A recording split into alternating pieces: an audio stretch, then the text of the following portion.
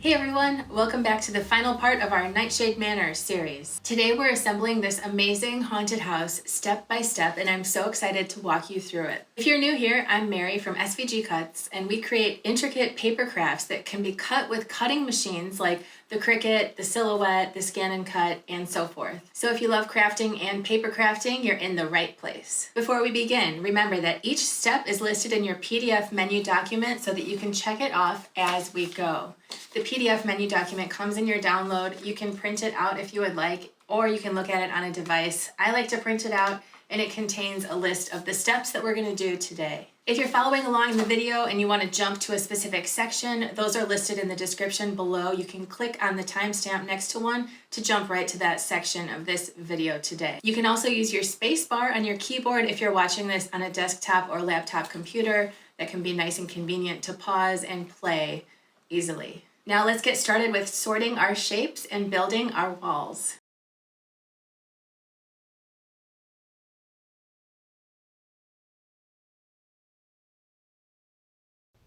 So here is my big pile of shapes. You will have a big pile of shapes too.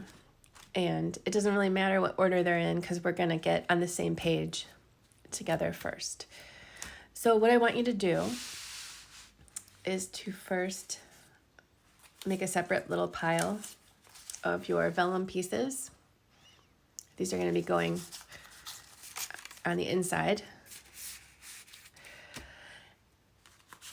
This little cement colored piece here, the only gray cardstock little shape that you cut out, this is going to go with my pile of patterned paper panels here.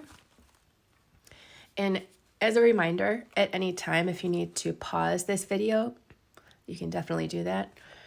If you're watching on a desktop or laptop computer, you can use the space bar on your keyboard to pause and unpause easily. So I'm going to make a separate little pile here of my patterned pieces, which I happen to kind of have together.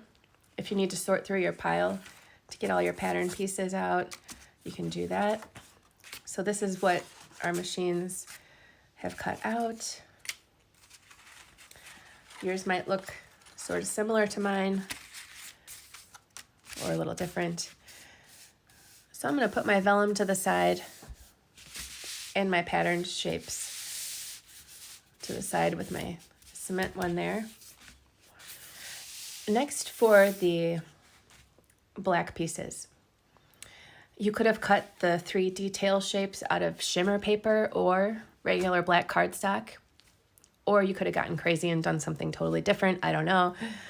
I cut everything out of black this time. I did not use shimmer paper this time, so all of my black pieces and all of my black shimmer pieces are all here in this pile. So that's details 1, details 2, details 3, as well as the 9 SVG files that make up the house. They're all here. So what I want you to separate out are these long pieces here. Put them in a separate pile. Then all of your small little window pieces, make a separate pile of those. Anything small that could look like a window or not. It doesn't have to be super, super accurate. We just want to get our shapes kind of in the same general little piles so that when we start putting things in the right place, they're easy to find.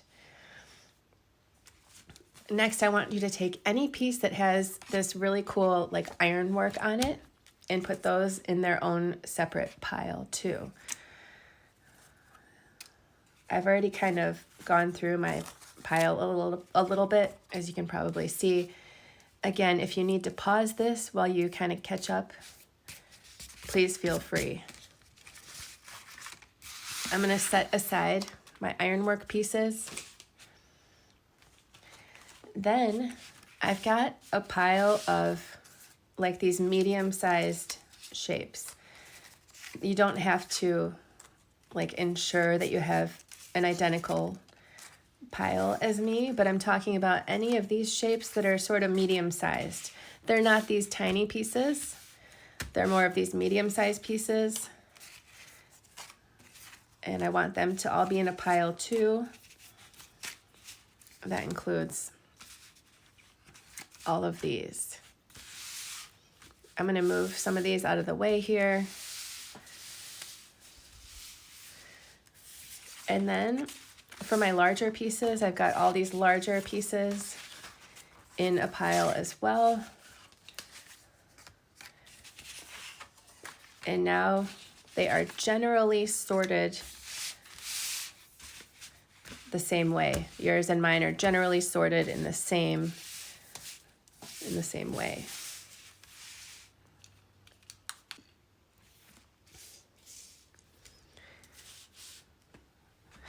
So to review and a little overview, here are my piles. Oh, I've got all of these. So I've got my large black pieces, my medium black pieces, my ironwork pieces, my small pieces, black, my vellum, my patterned panels and my gray panel, and my long pieces.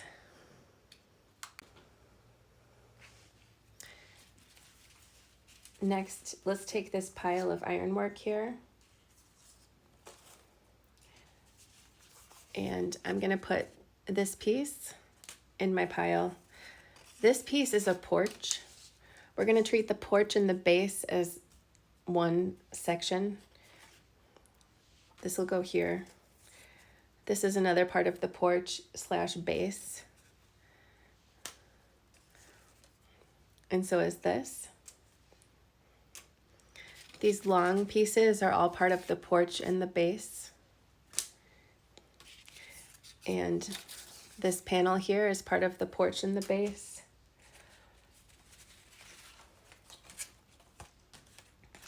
So is this part here, part of the porch and the base.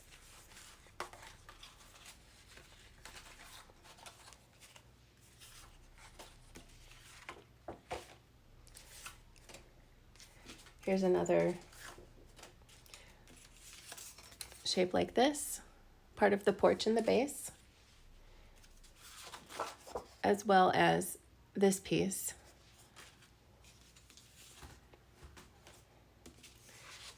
And so is this piece.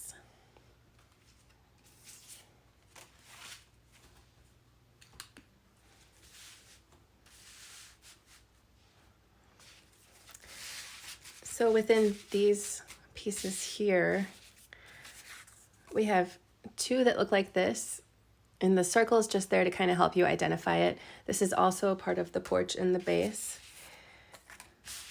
There should be another one in here too, somewhere. So these look similar. This one's a little larger. This is the stairs. There's going to be several of these.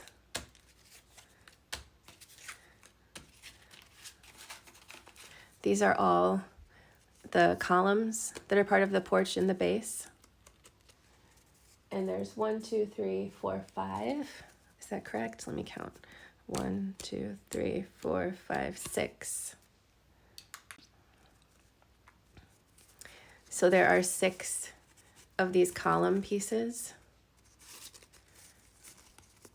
There's 6 of these, and they look very similar to this, but this is the front step, and these are the columns. So these are all part of the porch and the base. And pieces that look like this, I'm going to group together. I have 3 that are shaped like this. This piece here, I'm going to put this in my panels pile. I have 2 triangles. This I'm going to put in my panels pile. This is the other base support piece. I'll put that in my porch / base pile. Then I have 1, 2, 3, and 4 like this. Let's make a little pile of them, and we can put these 4 with it too, in their own little pile.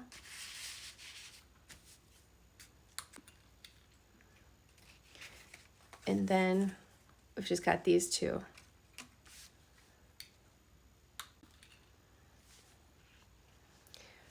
Now I'm going to move my porch base pieces off to the side, make some space, and then I'm going to look at these again. So I'm going to make a pile of my wall pieces. This is a roof piece here. And this one. This is the bottom. This is going to be going with these guys here. Then we have, this could probably go with these as like a window trim kind of a pile. These two roof pieces here are going to go with this. Here's another wall piece. Okay, so this roof group here, I have this, I have these, and then I'm going to add this one,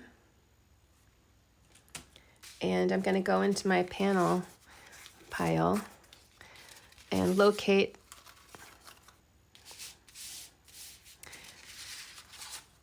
the roof panels that look like this. That can go there, as well as these can go there. So while I'm here, I'm also going to grab these two, which are panels for the front step, and I'm going to put that over here in my pile of porch and base pieces.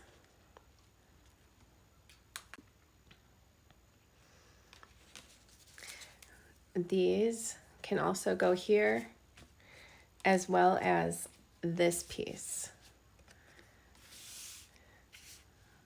This one looks like this. That can go here. That leaves this behind, this pile here.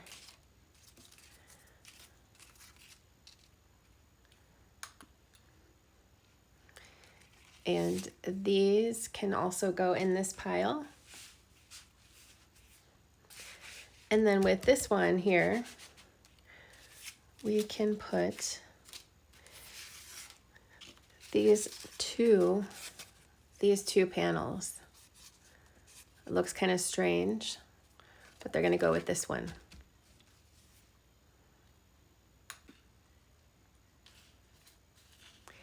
This piece can go with this pile, and this piece can go with this pile here.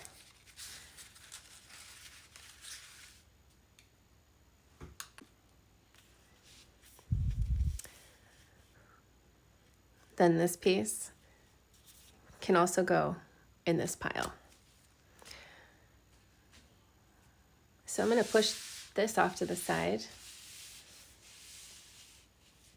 as well as this one and this one.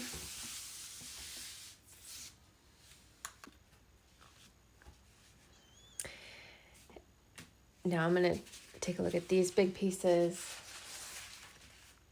I'm going to move my little windows and small pieces out of the way, as well as the vellum. So this piece is definitely going here. And then we also have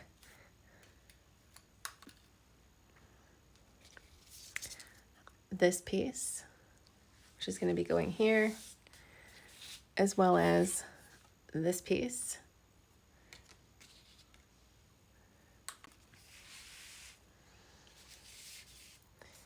And then out of this pile of little shapes, I'm going to grab these three. These are going to be going on here, as well as this one.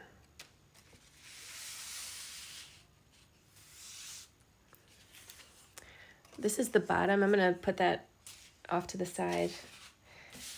This is the back. And out of my pile of panels, I'm going to grab this. Pretty straightforward.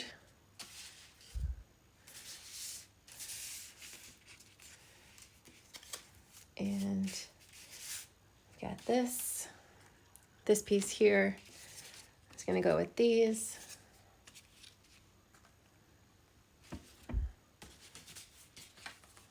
And this piece here gets this. And these, or that gets these two. As well as these two, which I believe go here and here. So all of these layouts you're going to be able to see in your PDF that comes with your download, which you can either print out if you want or look at it on a device. If you find that helpful, you can see that there. You probably already used that to help choose what paper you were going to be using.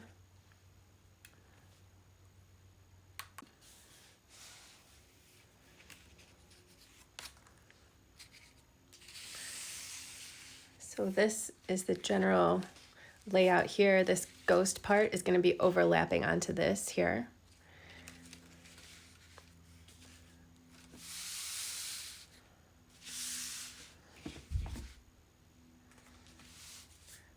So now we kind of have a general layout with our parts starting to go in the right place. And again, the back here, I'm just going to leave off to the side.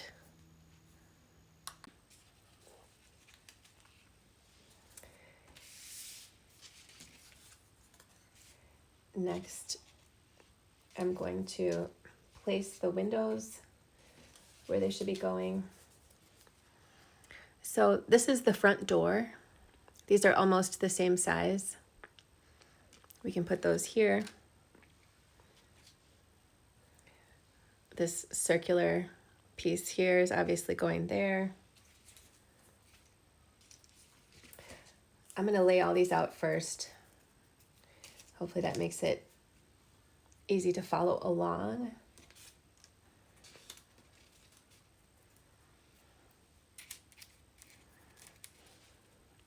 I'm just randomly placing them on my table here so you can see them in no particular arrangement, so that we can continue to put stuff where it's going to go. So there's these 3 windows, there's these 4, then these 2 are the same. This is similar. These 2 are the same, almost, they are the same, these 2. Those 2, same, similar. There's these, there's this stuff here.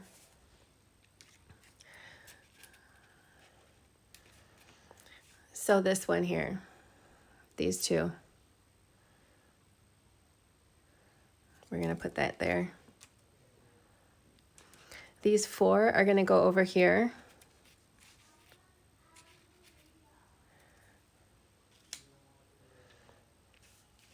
This little small square is going to go here. And then both of these are going to go here. And this similar one without the shutters goes here. These 3, 1, 2, 3, they're going to go here.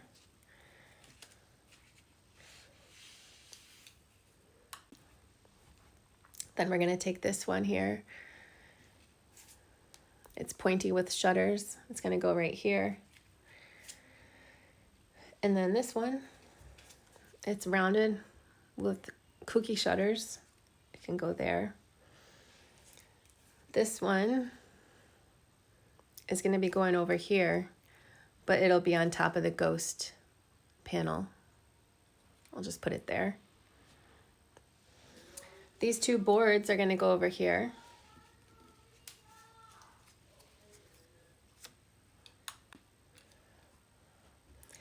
And then these two are identical. We're going to put them off to the side, as well as this, and as well as these two.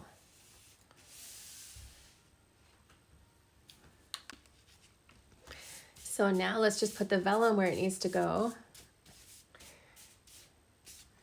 I'm going to just spread it out so you can see it better.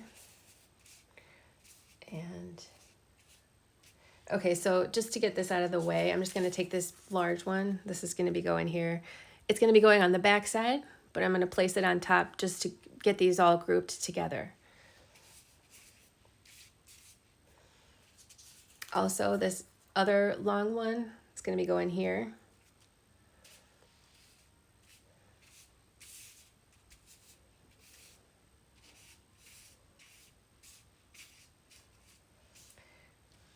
So I have,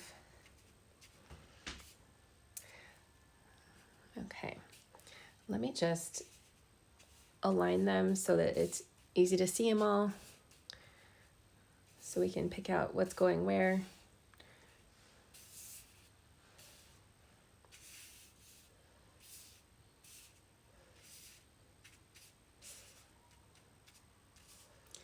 Okay.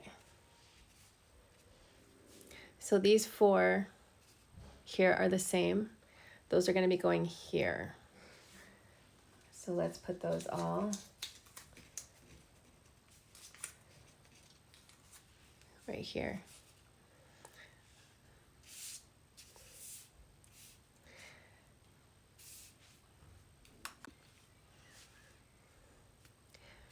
This large piece here, it's going to be going here. This large one here is going to be going up here. Clearly this circle is going to be going there.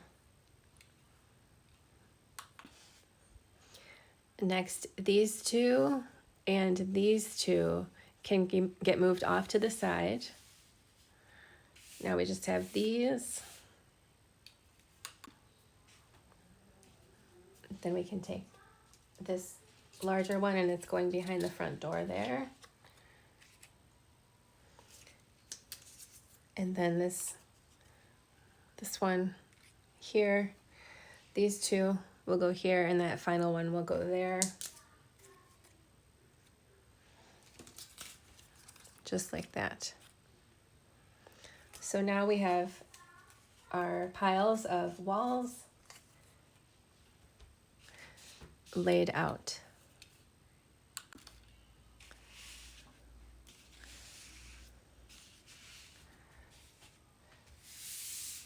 So these that you put to the side, one of these small ones is going on the back, so you can put it with the back. And then these are going together. I'm going to bring back some of my piles that were off to the side here. I've got this pile of cap pieces that looks like this. A lot of them are shaped like this. This whole pile here, I'm going to add this to it and one of these to it. And again, this is identical to this. So either one of those, put that with that pile. As well as these two can go with that pile also.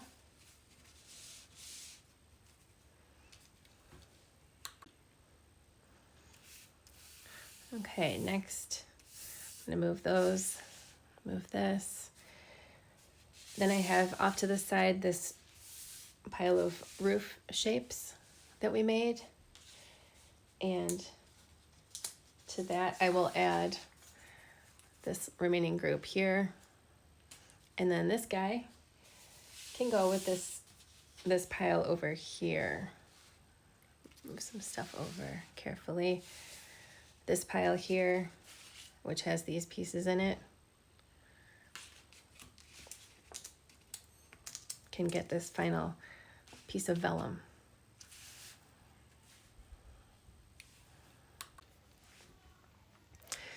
So this is a really fun looking organization of piles. It looks really festive and cute. You can tell it's going to be really cool already. I'm going to keep these piles organized together and just scoot them out of my way in various areas of my workspace here. And it doesn't really matter which grouping we start with, but let's start with the easiest one.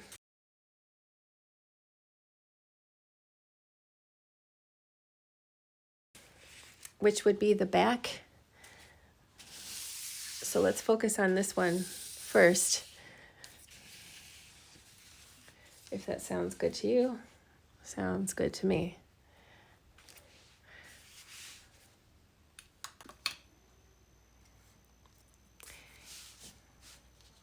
So first, I thought it might be nice to add some inking to this panel. It's something that I like to do a lot with my flat panels. And nowadays I've been using these ink pads. They're, as far as I know, they're only available on Amazon. This one seems to be my favorite, the most useful. I've gotten a lot of black onto this gray one, so it looks darker than it should be. This one is nice too. I have it out because it has the black ink in it. So there's not really a right or a wrong way to do this. I like to just pick a color that's a little darker than the predominant color in the paper and just rub that on the edge. And it adds a really nice vignette effect, and it sort of seals the deal of your shape. And it can hide that white edge, which is a nice touch.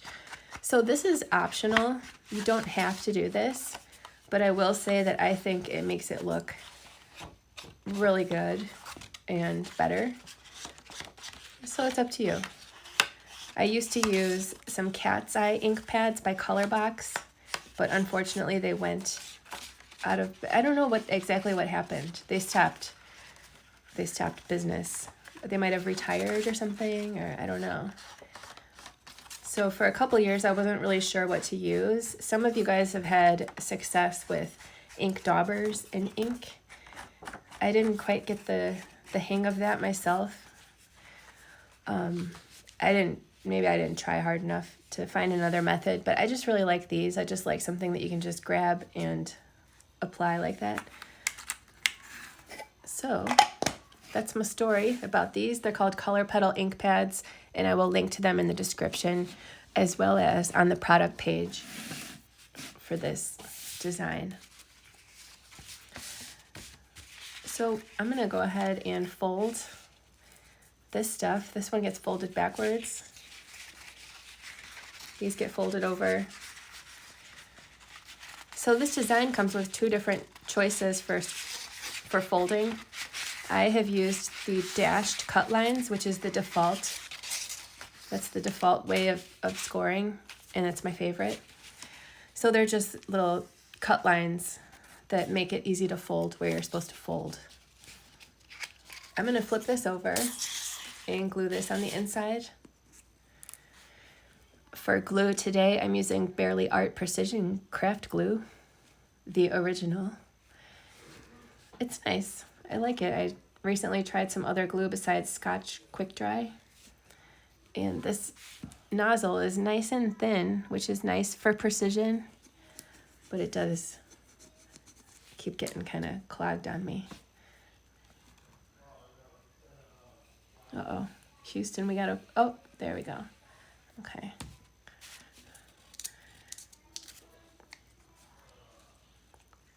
Oops. Looks like I went a little outside the line with my glue, but that's fine.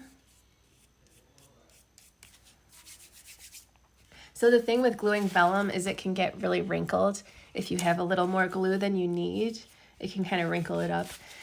Not the end of the world, of course, but just a note if you're new to gluing vellum.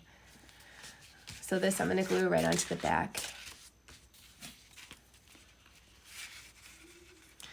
I should probably grab a different glue that has a wider nozzle for big pieces like this, but this is fine.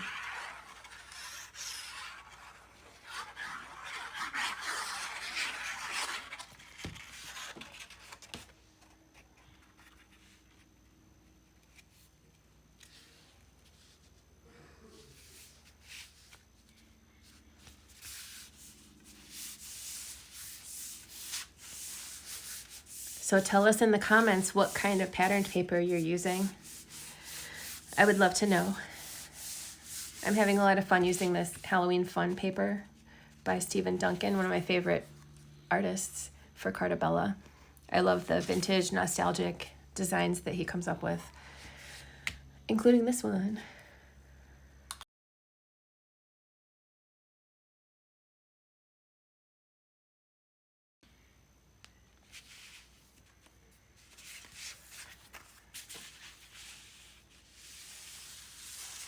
Next, let's do this little cute wall.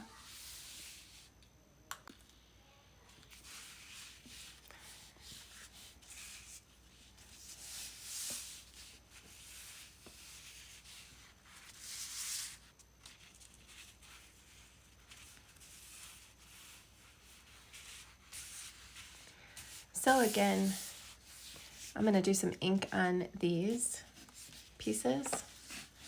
And I think I will use this one.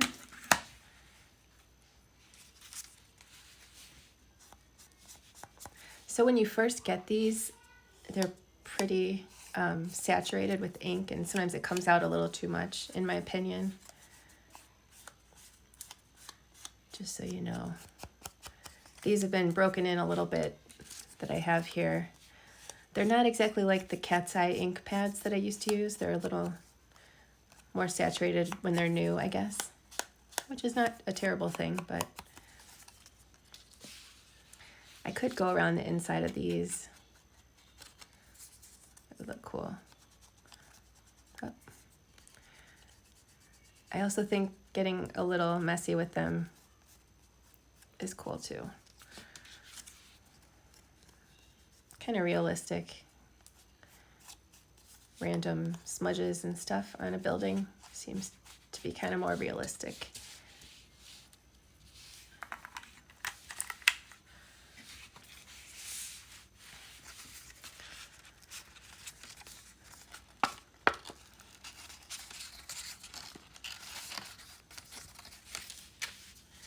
I'm going to flip this over and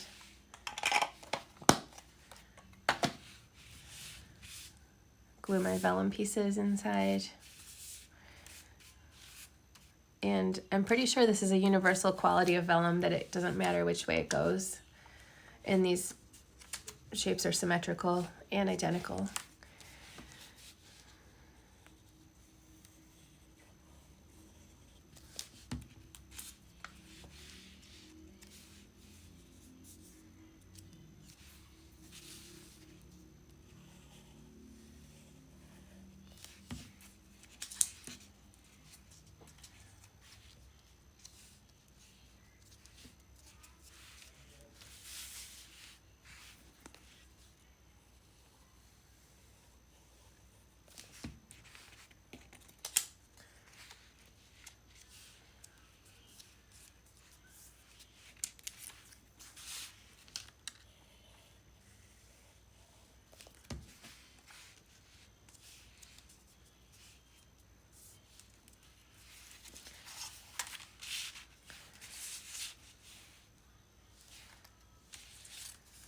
So it's going to go like this with the rounded corners.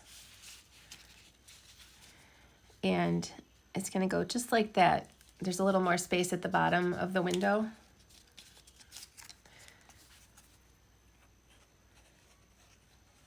This paper is so cool. I feel like I could honestly spend like a whole month just making all kinds of fun stuff with this paper.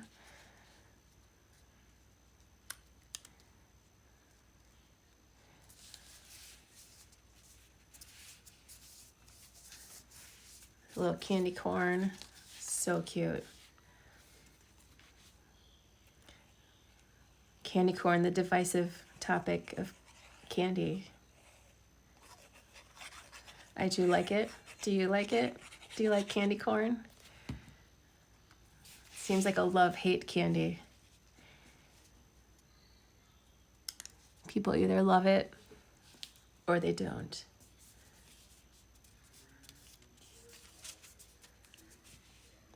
I like the Brock stuff myself, I think.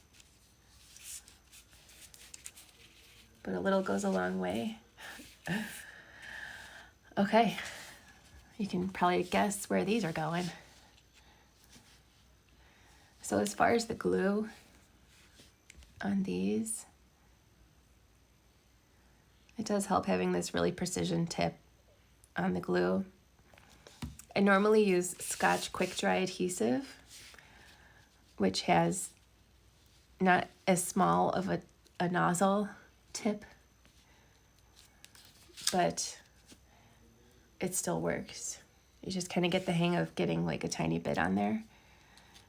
And honestly, even like less dots of glue would be fine too.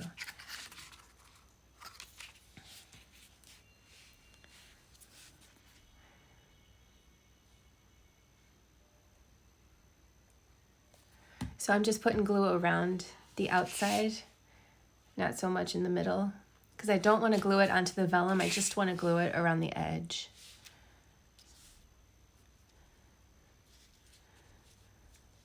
And if you get any glue seepage, you can get it off with your nail, I guess, or with a straight pin.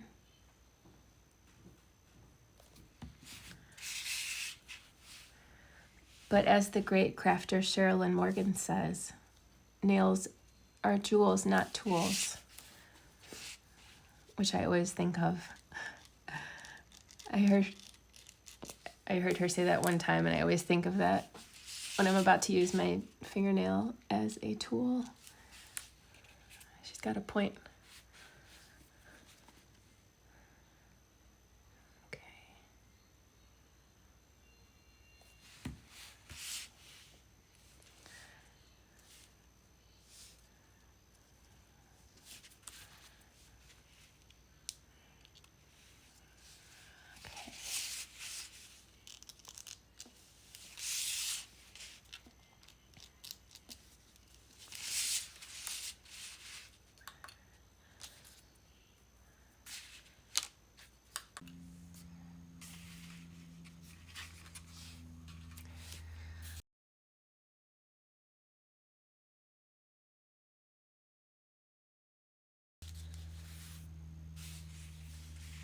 Next, for the peaked wall,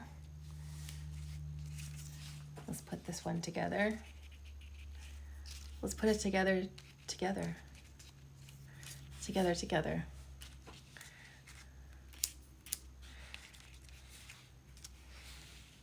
So,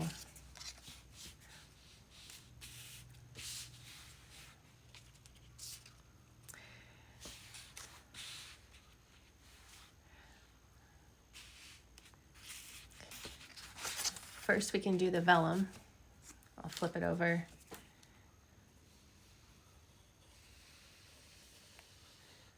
And glue the vellum on.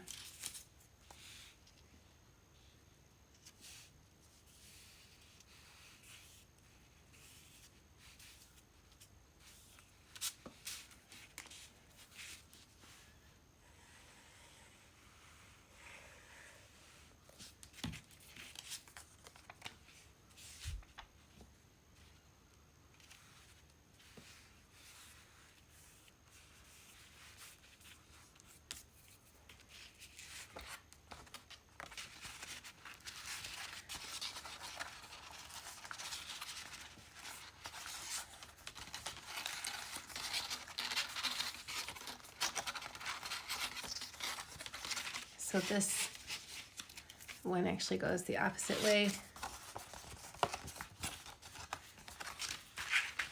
Like that. For these ones, I'm going to ink, And this one I'm gonna actually emboss to give it some texture. This is a really cool technique. You might be familiar with embossing already, or if you're not, I will explain. But first, let me ink these pieces here. So this is how my gray ink pad got kind of stained, is with this black one.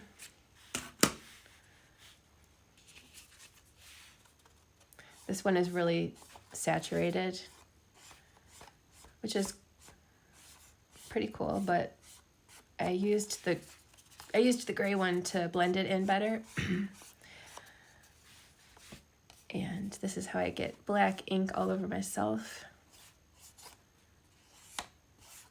too.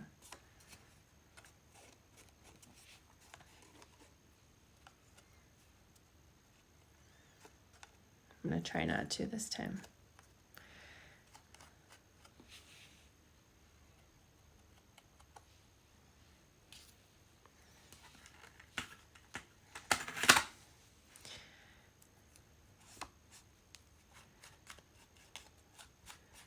I'm actually standing up in a wedding in a couple days. So I'm glad that I'm almost not sick anymore, for one.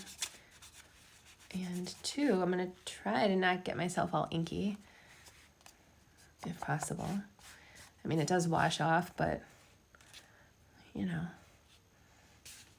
it's not ideal. I gotta keep myself in tip-top shape.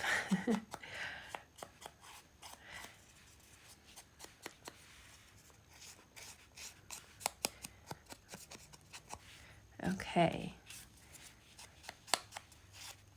But I'm really looking forward to celebrating with my friends. It's definitely going to be epic. I haven't been a bridesmaid in a little while. Okay, so now to emboss this.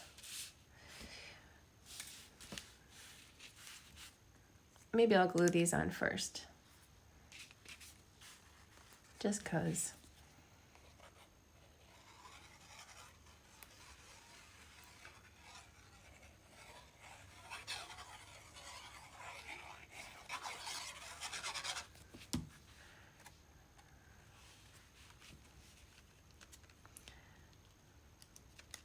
So both of these window shapes just fit right centered right in there.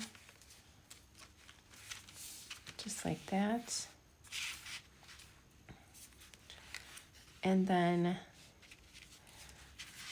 these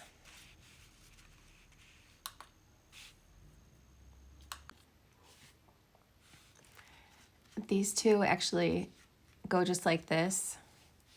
So this one has a curved bottom here, and this one has a curved corner there. This curve is a little smaller than this one.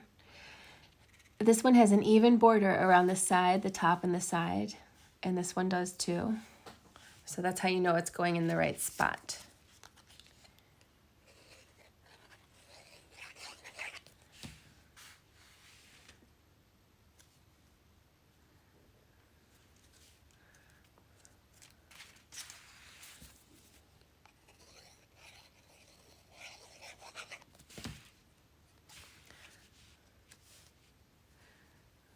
Just like that.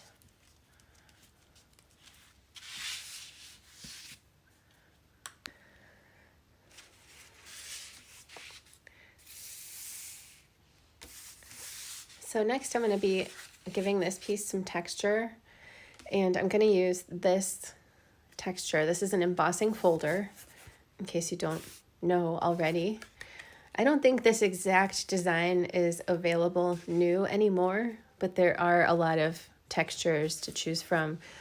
I've really just seen them on Amazon now, and Cartabella makes some embossing folders, but they all seem to be interchangeable with all the different embossing machines that are out there. So this is my Big Shot, Sizzix Big Shot embossing machine. and it basically just applies a ton of pressure with the piece of paper inside this folder to transfer this texture onto the paper. So I want this wall to kind of look like a creepy stone cement wall. So that's what I'm going to do. All the different embossing machines look a little different, but they work the same way.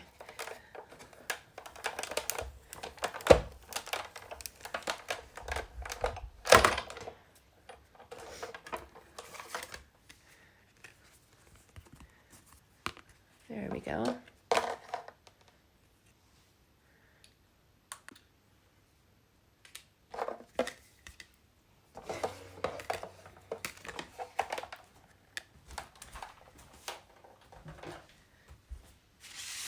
And now I can glue this on. But before I glue it on, I think it's going to look really good to bring out that texture with my ink.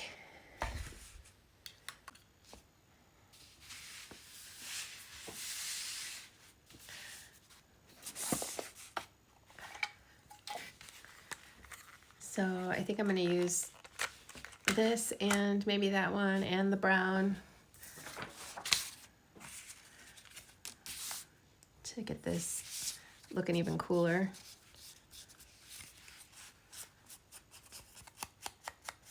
I guess I should start with the lightest color I'm going to use so I don't smudge my ink pads up too much.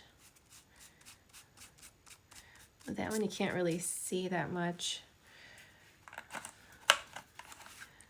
But these two greens look pretty similar. Maybe I got mixed up with my other ink pads. Unless it really comes with two kind of the same green. I'm going to add that, even though it's kind of outside of my color scheme, just to look kind of moldy, mossy, maybe. And witchy. And then some more gray-black.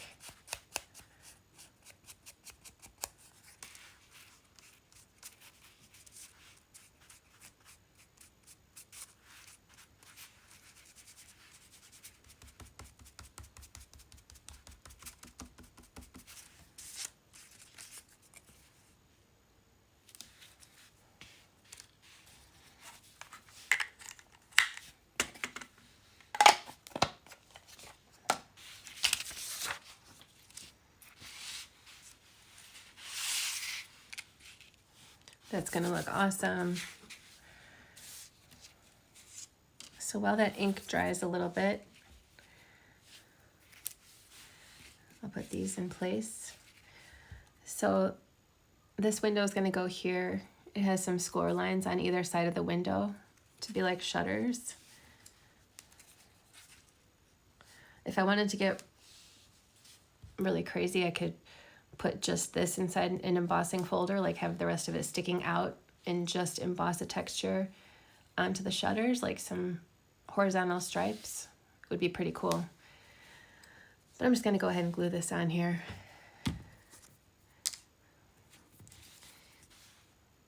So tell me in the comments if you've done embossing textures before or not.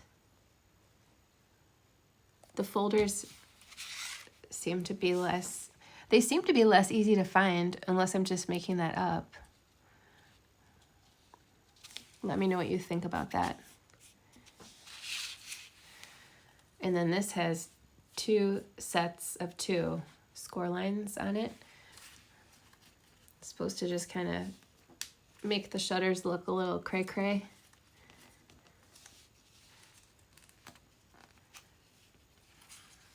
So we can go back and forth like that.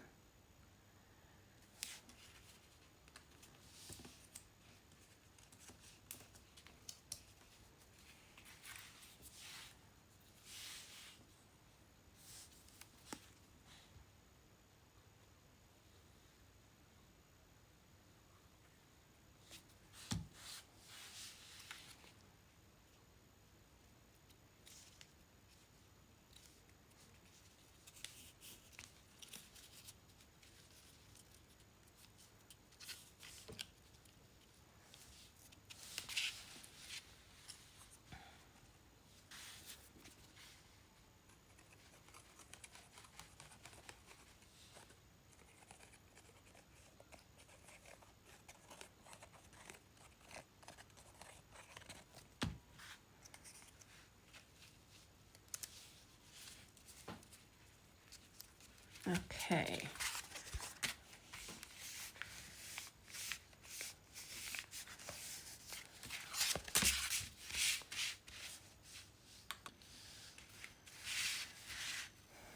Now I can glue these windows on. So in theory, these middle parts kind of line up with the middle of the window.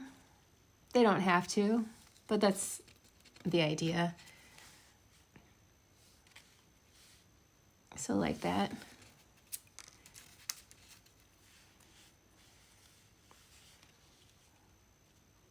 And like this.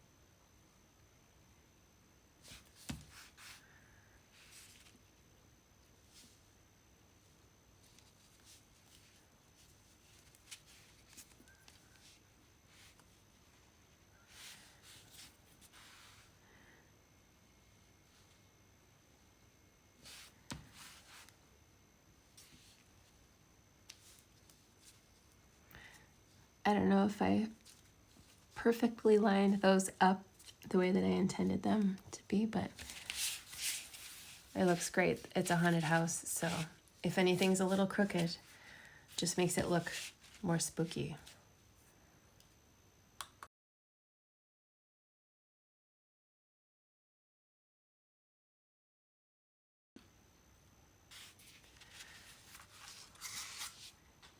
Next, let's work on the wacky little U-shaped wall.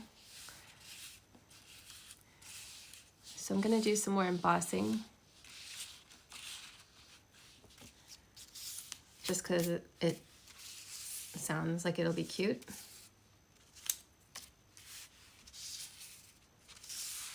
And some more inking too.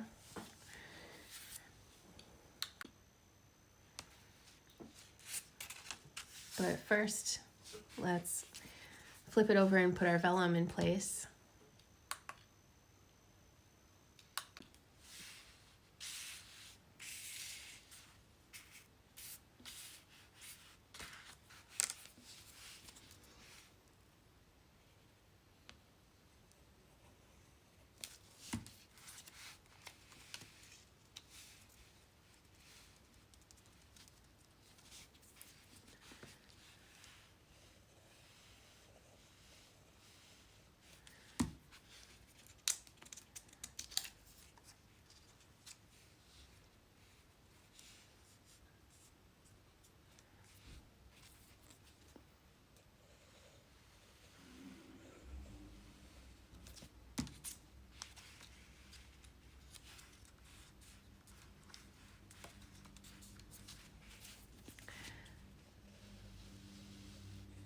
I can't remember the last time I worked with orange vellum for Halloween. I feel like it's been a little while. I think it looks really, really cool. The orange and black just gives me all the Halloween vibes, the classic Halloween feel that is my favorite.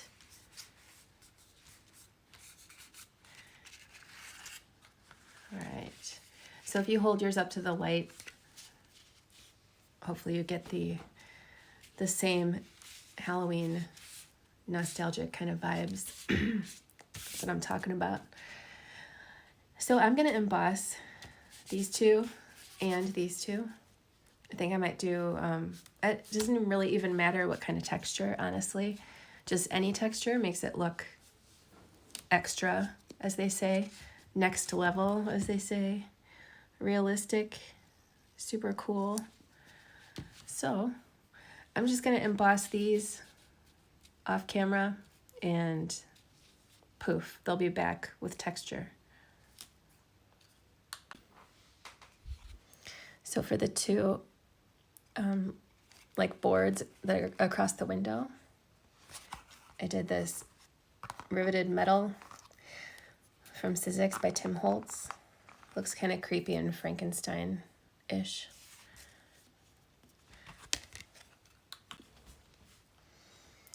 For that small rectangle, I did this Sizzix Tim Holtz embossing folder that I have.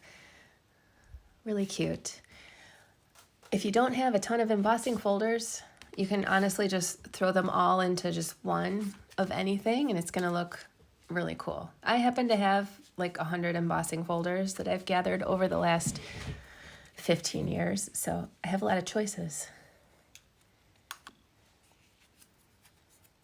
This one I think I'll do with a cobweb design.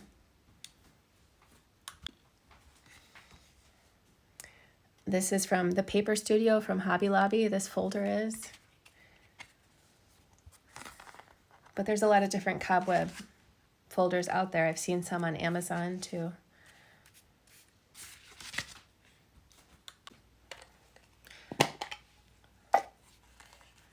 Next I will just add some ink to the edges of these shapes. Can't stop, won't stop with the ink. I learned this technique years ago at a place called Archivers that my mom took me to when I was probably in my early 20s. I think maybe it was during like my college years, I want to say. I don't think it was high school. Sadly, they're no longer around as far as I know, unless there's an online store. I don't think so, but that's where I learned about rubbing an ink pad on the edges of some shapes. So I can't take credit for the idea. That's what I'm saying. This is going to get folded this way.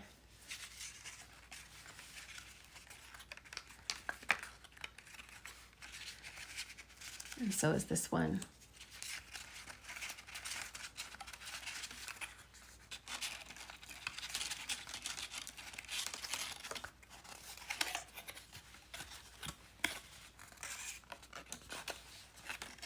This one will go this way too, because it's going to go together like this, but not yet.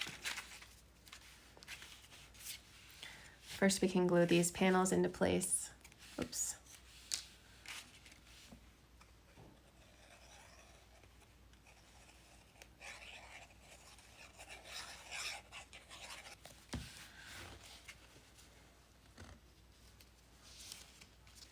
And this one is flush with the bottom here. And then it has an even border on the two sides.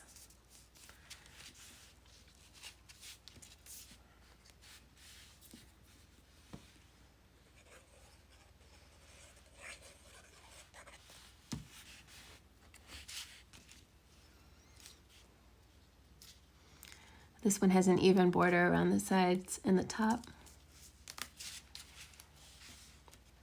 And then these two boards can just go however, because it's supposed to look like the windows are boarded up.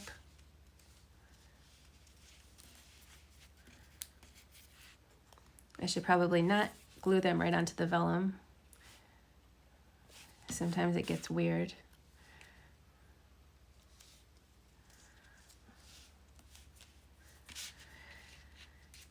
This can go right here.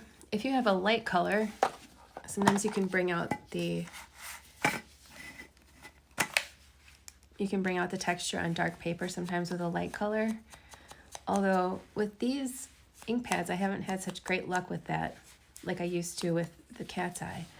But that did kind of bring it out a little bit. So I guess I take that back. Might even do that a little bit. Oh. It's not as dramatic as I would like. So if you have some ink knowledge or any ideas, I really like the effect of if you take like a light colored ink pad, not even that light, like just this, generally you would be able to see that rubbed onto this textured paper on black. But with this brand that I'm lucky to have found finally, but that's kind of not working out anymore. So perhaps it's like a different kind of ink or something would work better for that. I would be willing to use a dauber, I guess is what I'm saying.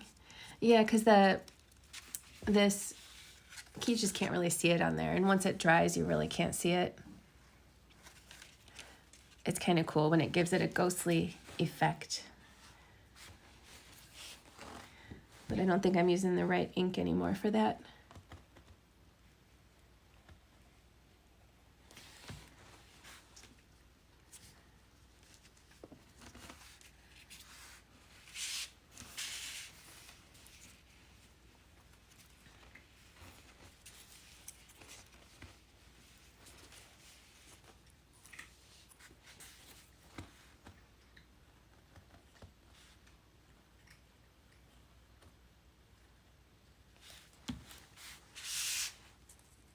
Oh, I almost did this too soon. So we don't want to put that on there yet because it's going on top of this ghost panel. So I'm going to actually rub that ink or the glue off of there and just set this aside together.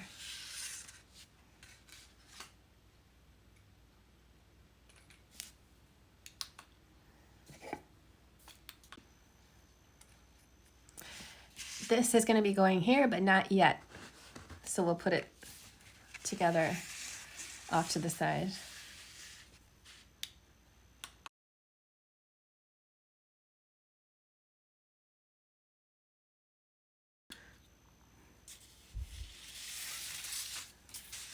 Next we can do the tower wall.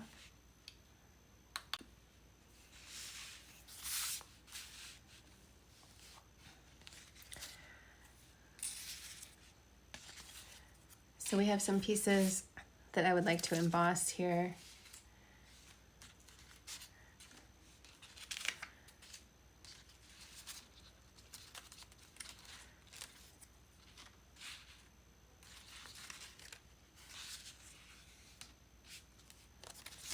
And do some inking on.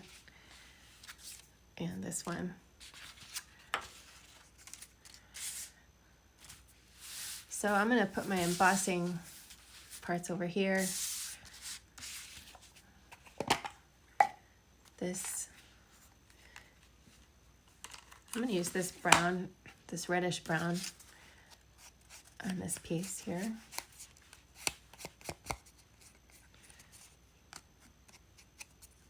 So seriously, tell me in the comments what kind of paper you're using. Did you get some new paper? Did you have some already? I would love to know.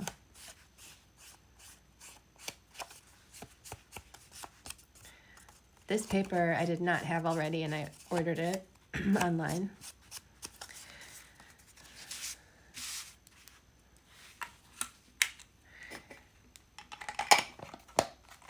Okay, so let's glue our vellum pieces on. This is flipped over, and I'm going to glue these here and here and here.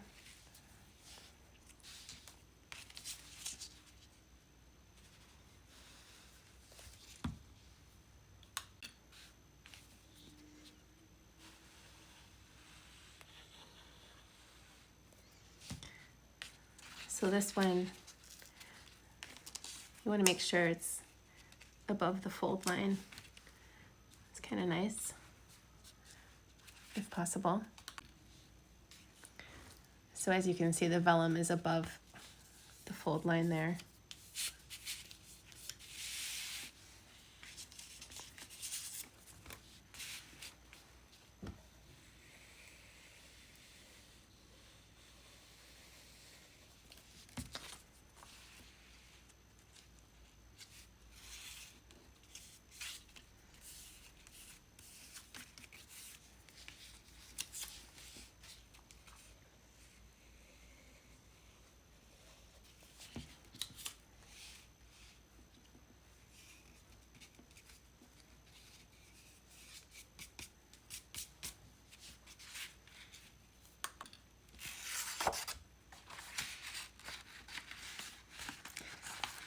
So I'm going to go ahead and fold this piece.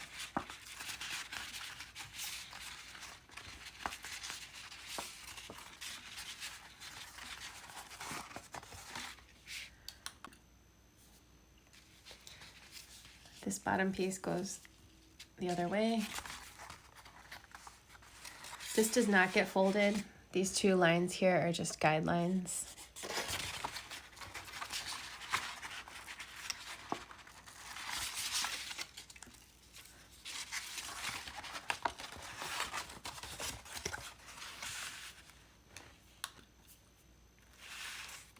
And these two also get folded the other way, also known as a valley fold, as opposed to a mountain fold.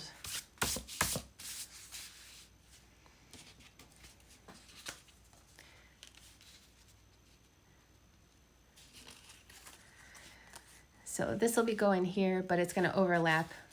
So we're going to wait to glue that one on. I do have some window pieces, but first I'm going to go ahead and emboss these. Again, I'll just kind of do that off camera and show you what I did.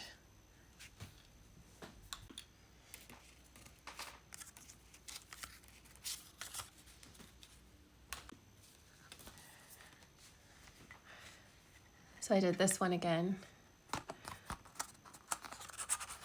just kind of like randomly,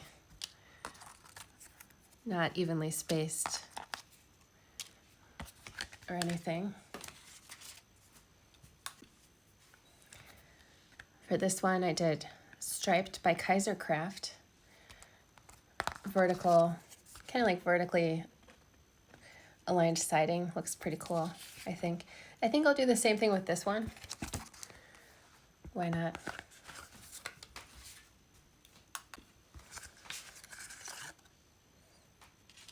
Super cool.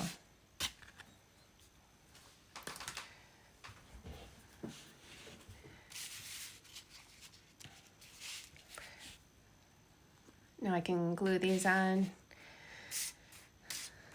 and I'll start with this one.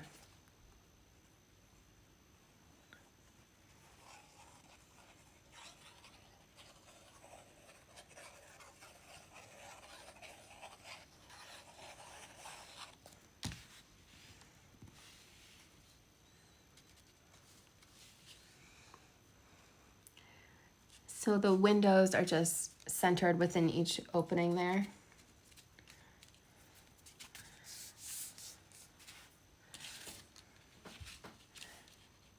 And this one will have an even border around the sides and the bottom.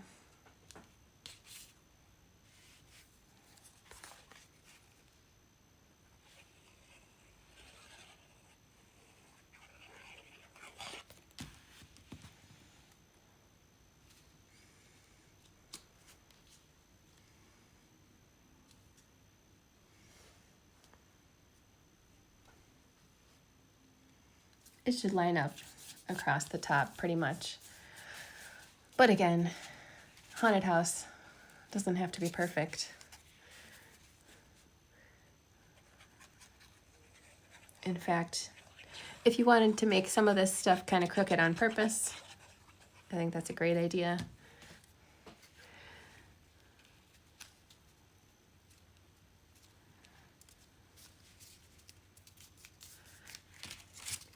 And then these will just get centered in that space there across the top.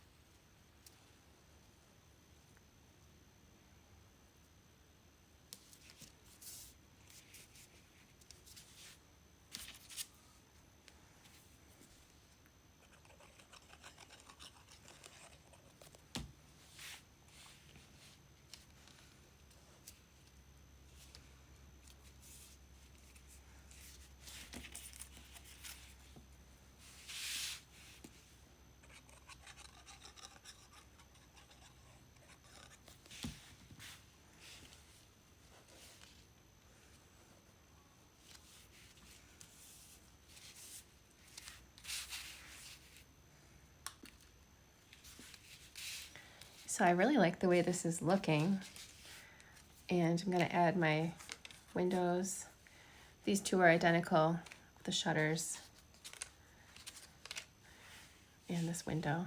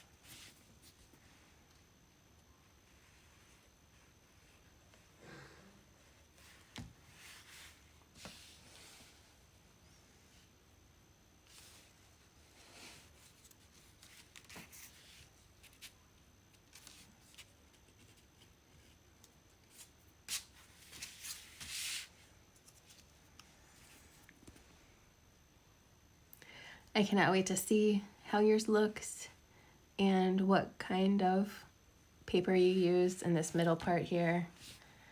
I think it's a nice spot to feature something kind of bold. And if you use regular vellum or colored vellum,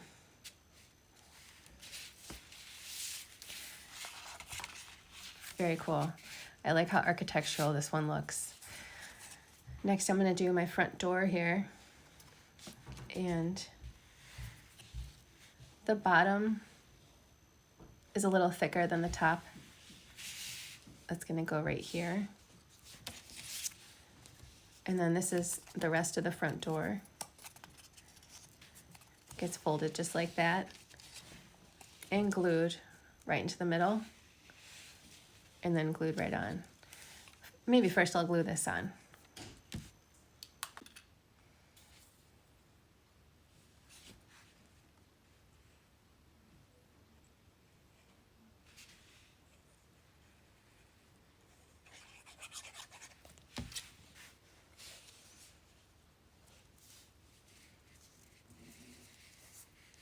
Oh, yeah, that's okay. Okay. For a second, I was worried that this has to go under it, but no, it does not. We're fine. So if you want these doors to stay a little more closed,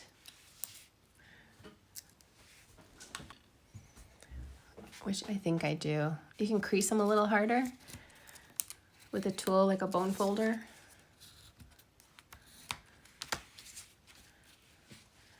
Because I want them to be ajar, but not like wide open.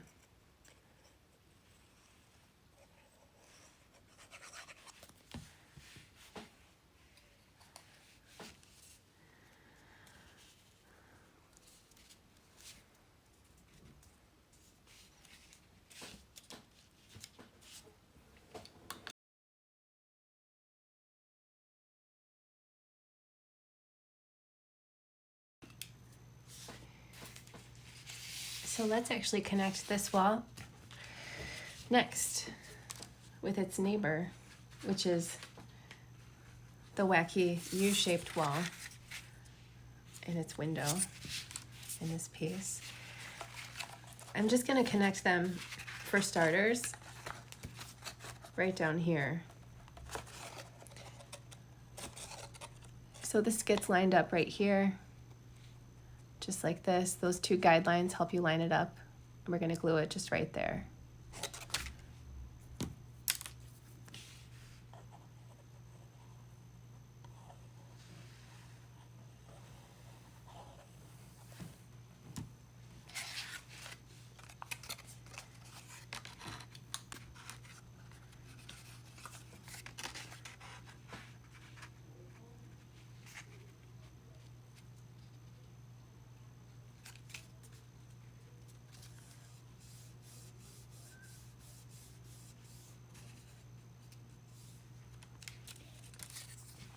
And then we can glue this right here.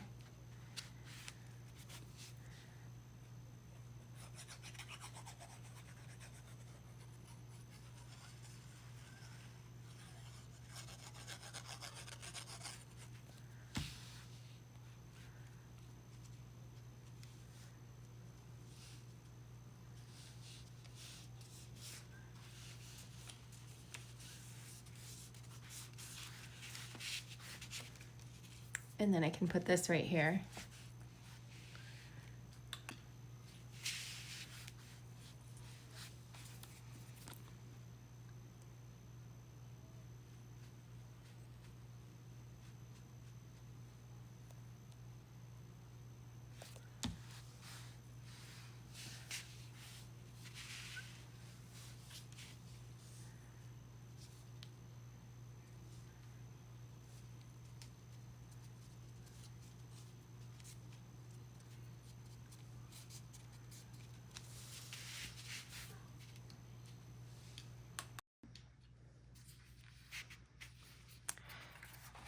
Next we can put this together like this.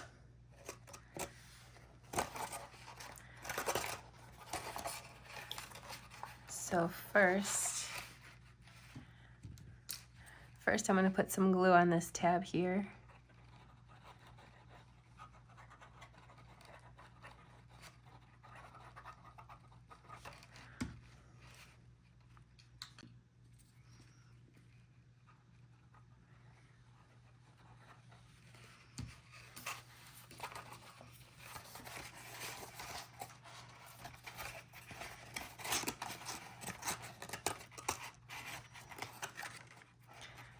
And I'm gluing that right underneath here.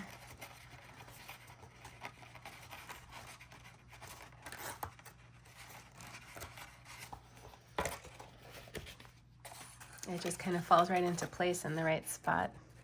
Easy peasy.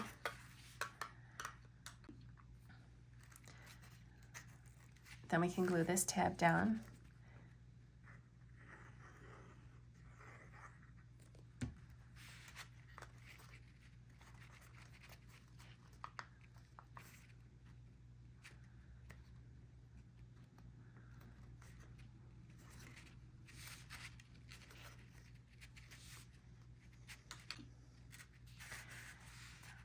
And then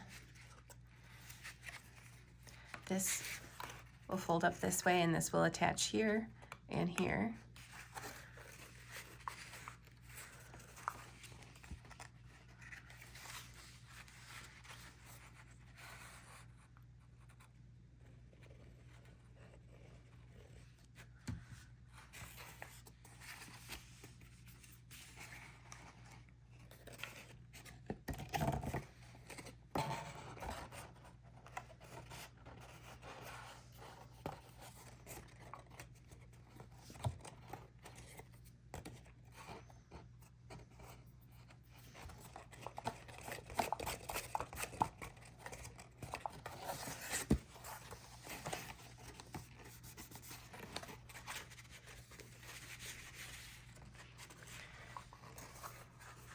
And this one.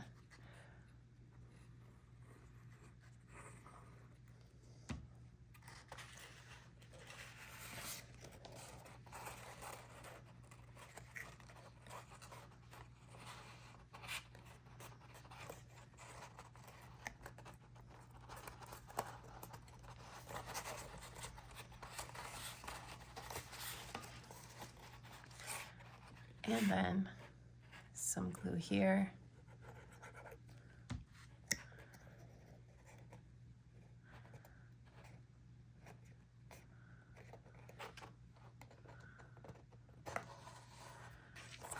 Oops.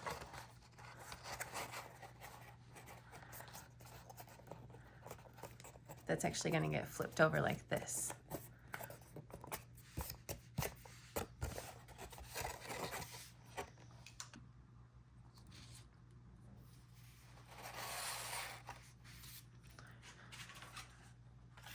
Let's attach this piece next.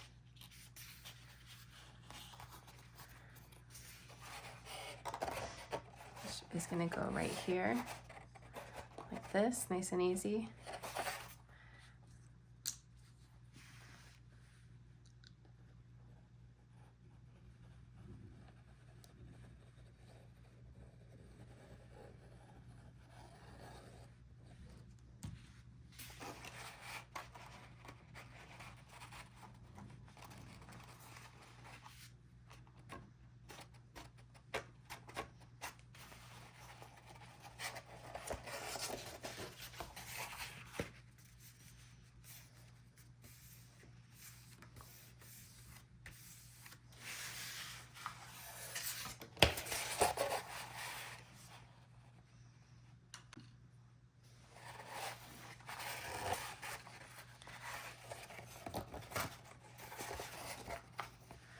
starting to take shape.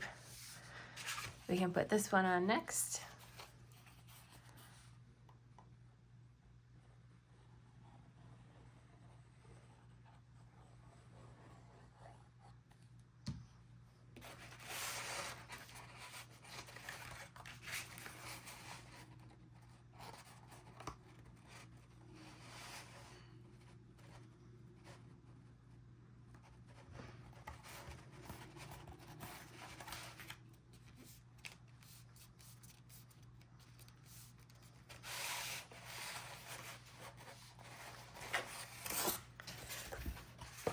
And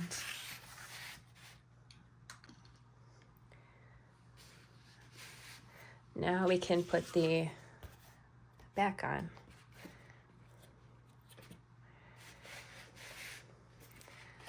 We can start by affixing it here. Those two tabs, this one and this one, get glued to the edge of the back here.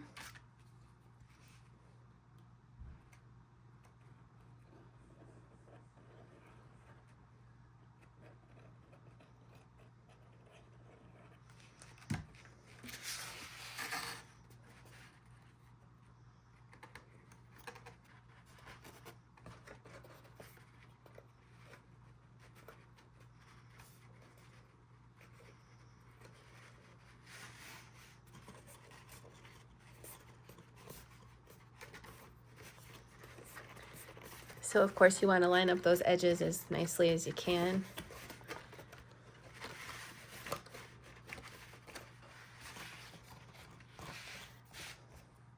And then we can glue this one.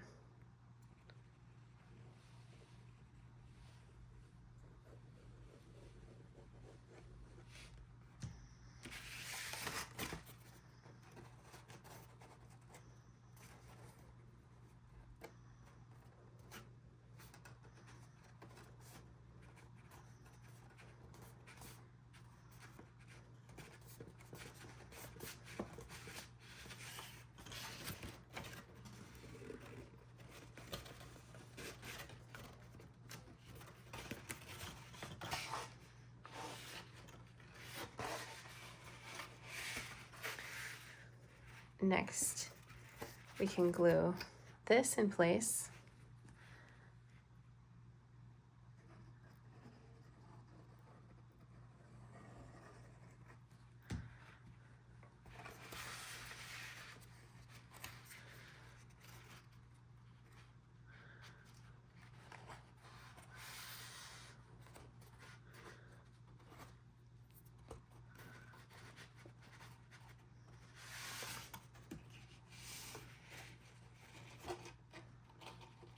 Oops. I can't really lay it down flat, but that's okay.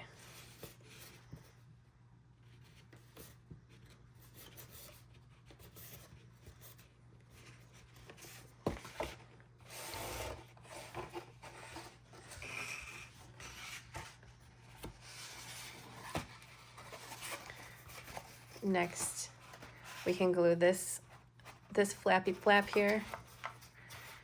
There's a tab on it here. This. You can get to it better like this.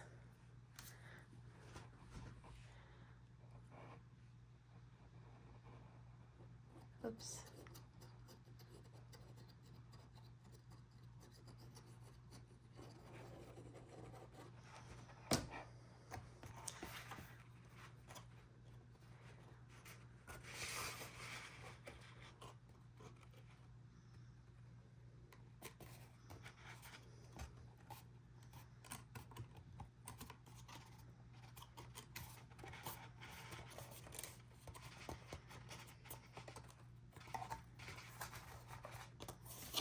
Just like that. And that was all actually so easy, which makes this even more fun.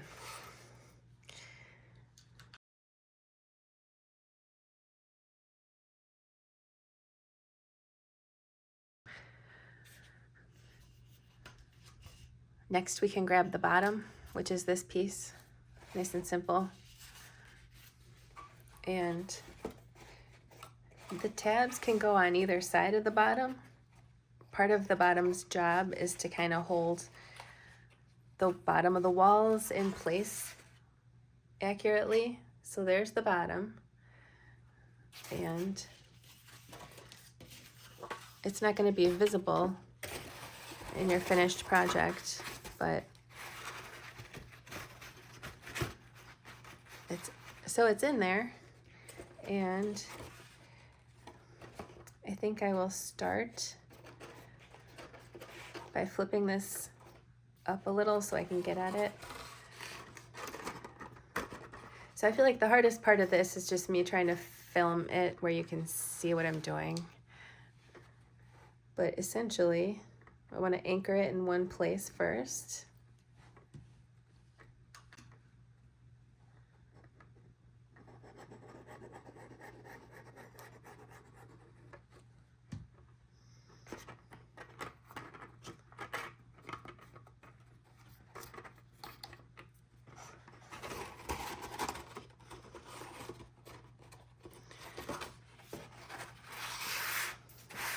So I just want to really line it up nicely.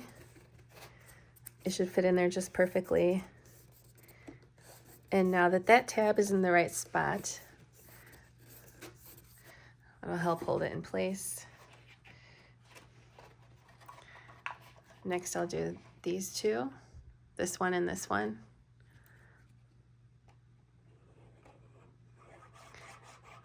Those tab flaps at the top of the tower right now, if you're kind of smushing them, it's fine because they're not going to be visible at the end. So again, just want to make sure that corner is meeting up in the corner. It's lined up nicely.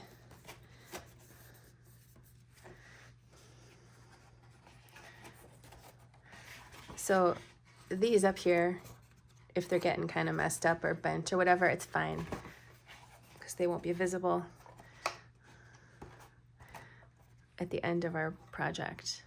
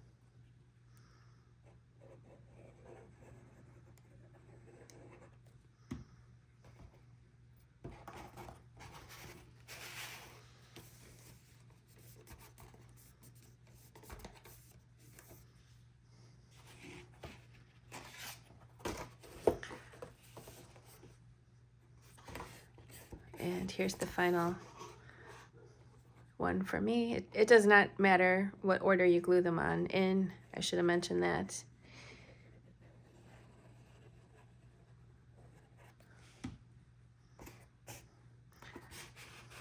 As long as you do your best to line them up nicely.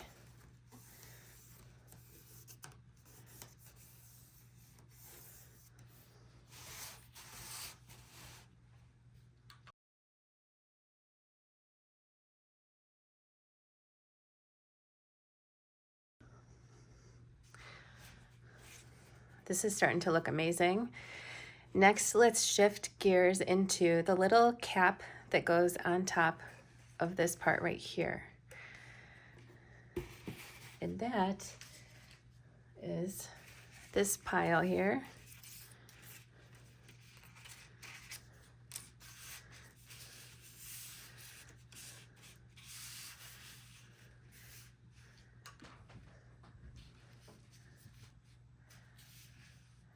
So this is the dormer, this is the roof cap, and then these go on the outside to add some flair. This goes on the inside here. So let's go ahead and fold, gently fold these.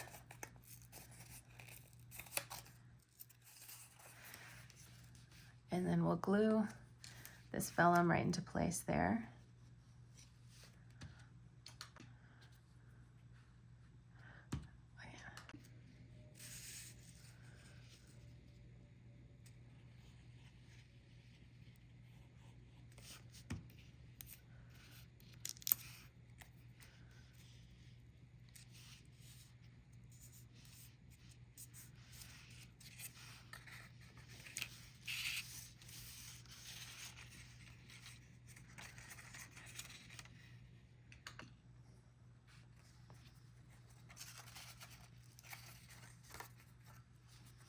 I'm just going to gently fold each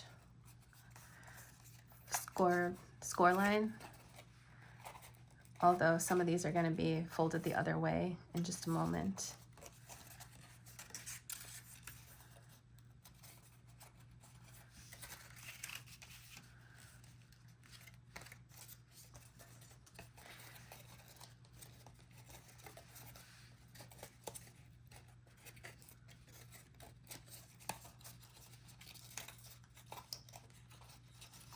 So these bottoms are going to get folded forward, valley fold. And I believe everything else is a regular mountain fold.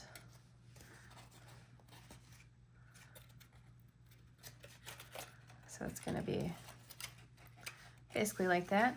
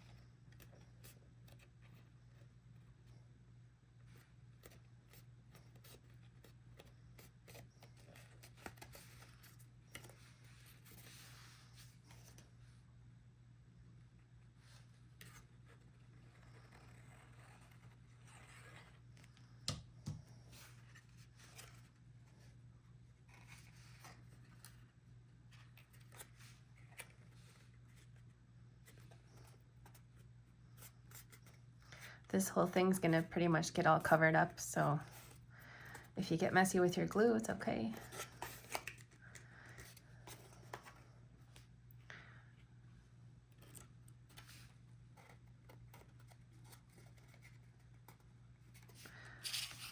So now this,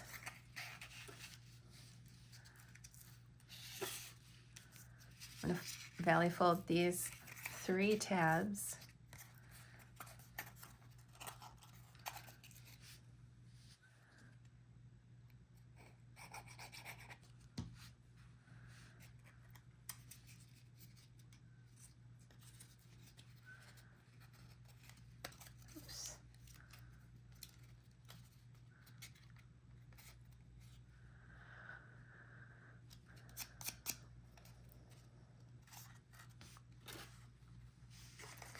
And this will go right inside this.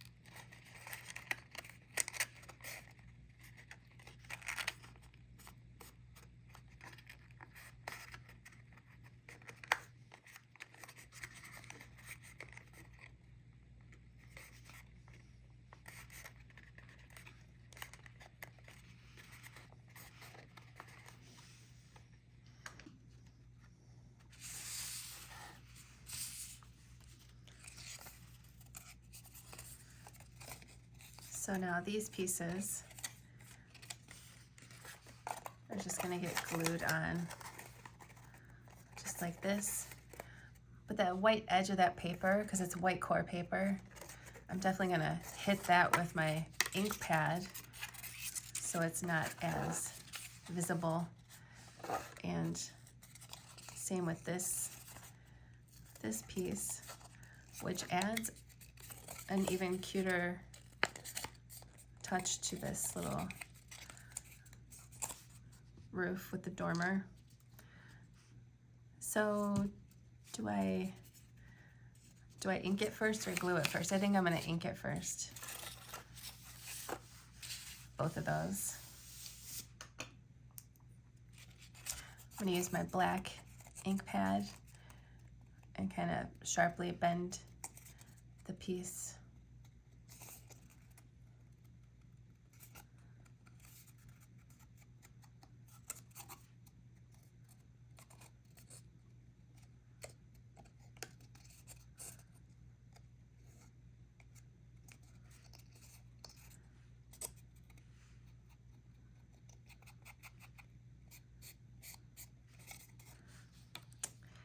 Just like, how do I do this without actually getting myself all inky?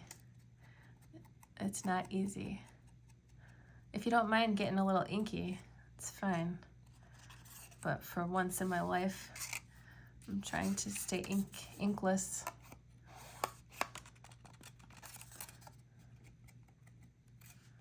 I guess I would do the inside creases first and then the edge to answer my own question. Oh.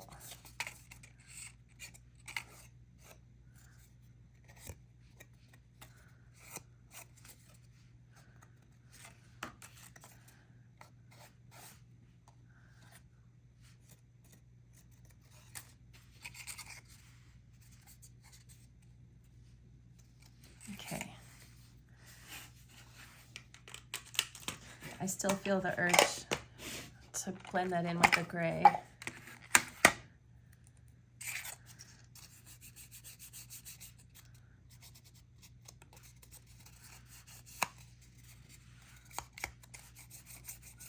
It looks a little more mystical and magical that way, for sure.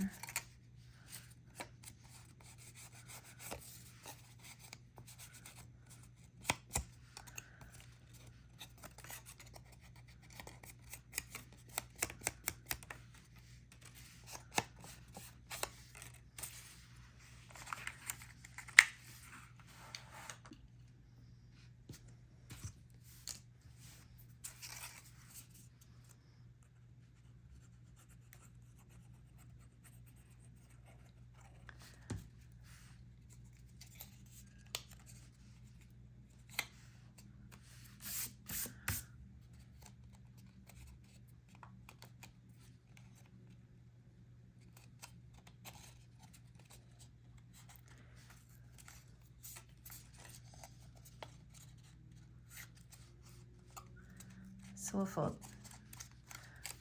fold it that way, and it can get glued right onto this. And that is even cuter. Except I missed a spot.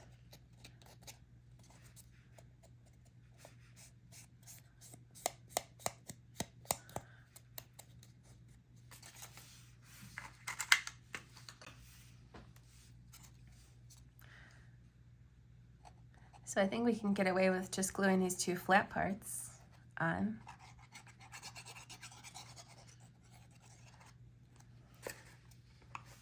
But you could throw some on here if you want. Also.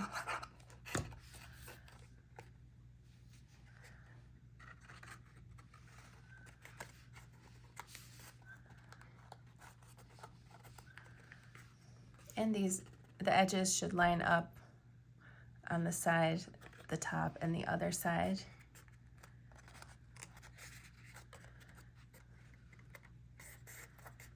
That is such a cute little part. I love it so much.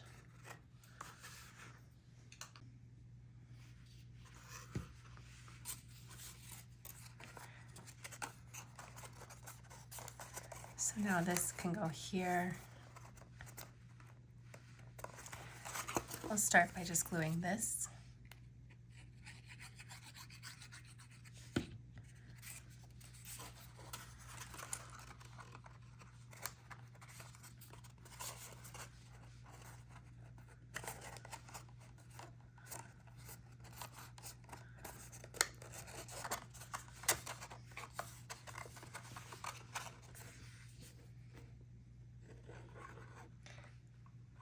Then I'm just gonna put some at the top and some at the bottom so it curves nicely.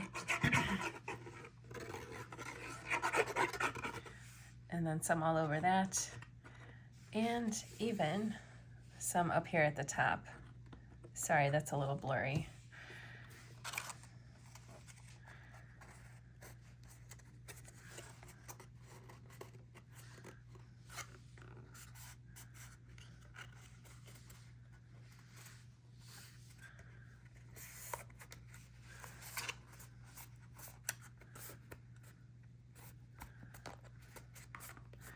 So leave me a comment as you're watching, even if you're not done yet. I would love to hear any and all thoughts that you have about this or really anything. Because at the current moment, I'm just sitting here by myself. I would love to hear, but I'll have to wait. So cute.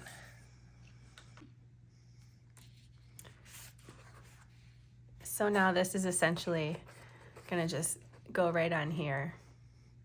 Easy peasy, so cute. And we're gonna put glue on these areas here where it overlaps. Oops, sorry about that. So there'll be some glue here as well as some glue here and here and some glue here. So we're gonna do that kind of just all at once so we can just glue it on.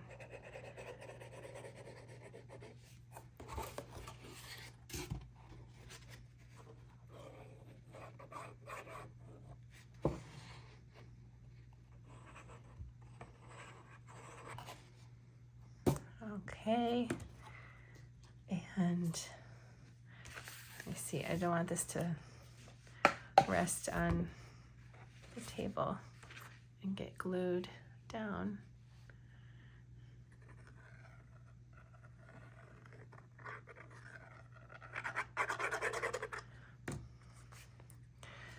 Okay.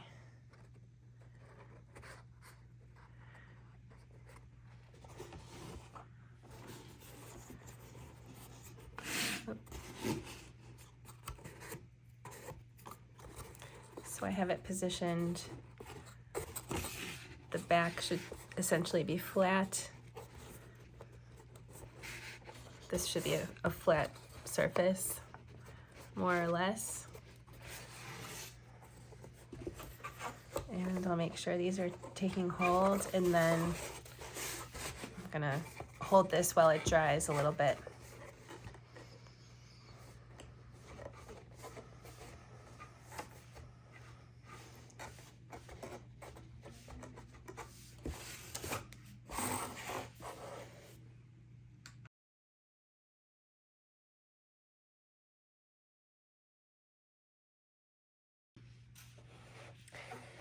Next, I would like to create and add the peaked roof and dormer.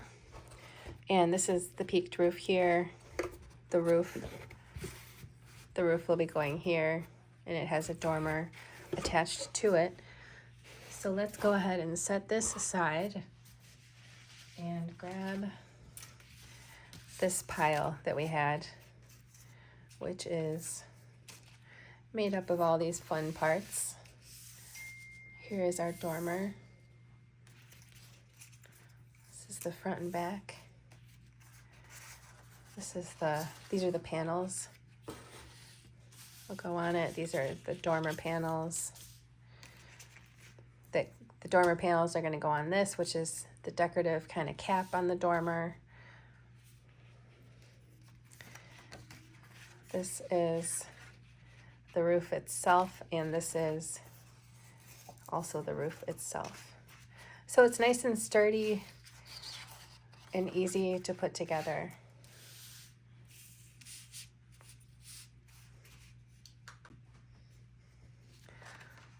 First, we can focus on the dormer part.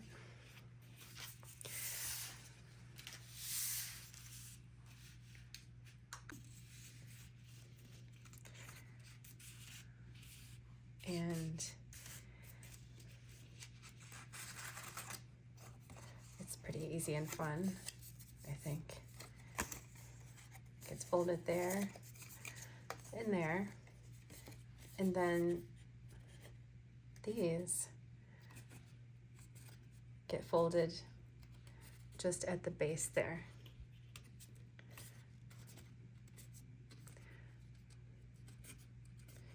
Just gently but sharply fold it up. And the same with this side too.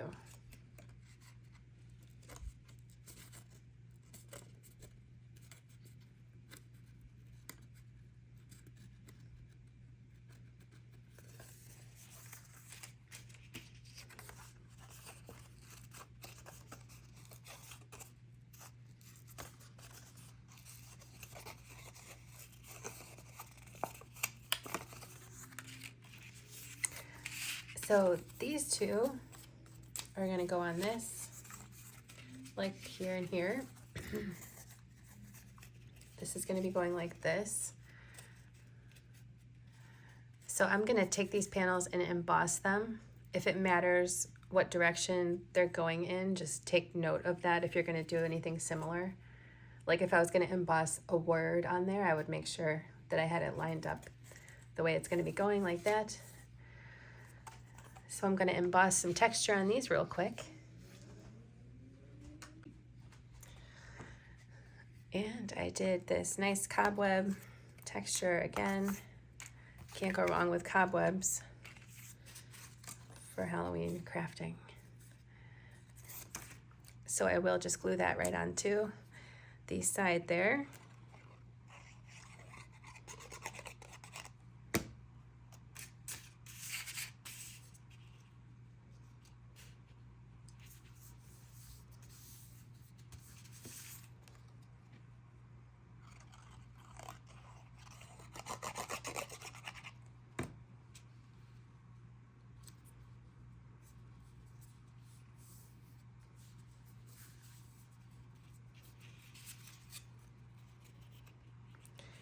And then I can glue it closed using this decorative stuff here. So to do that, I'm just going to do a dot on these spots.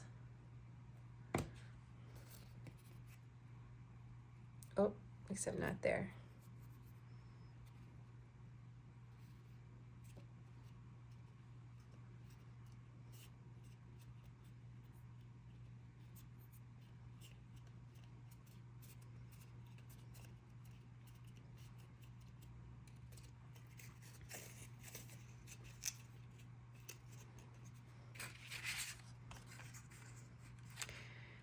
I'm going to glue this right here.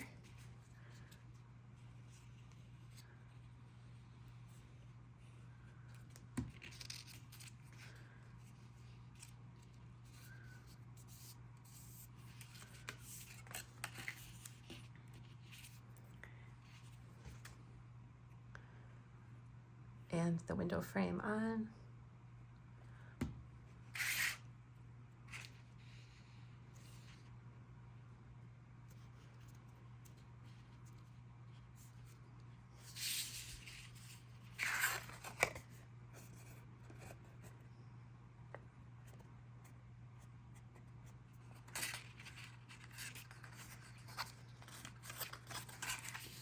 Then this gets folded the other way, and so does that.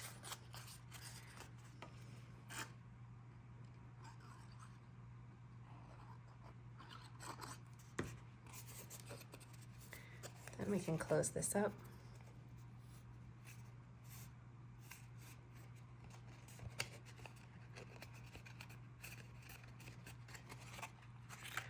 just like that, and this will be going right onto it, but not just yet. I love that.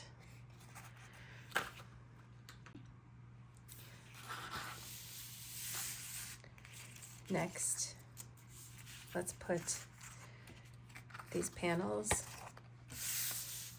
on these pieces.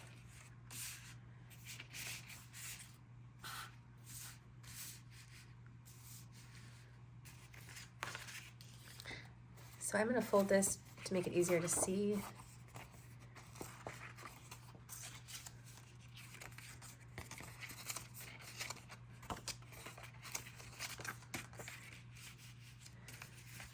And I think I'll ink the edges of these real quick before I glue them on.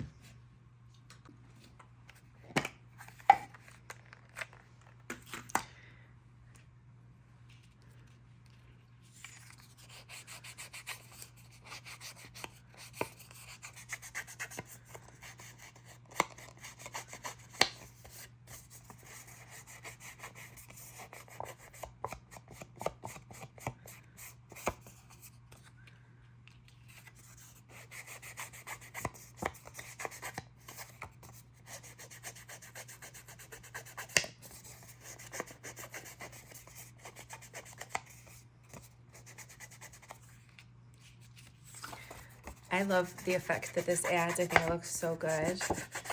I can never not do this. I always have to do this. That's how much I like it.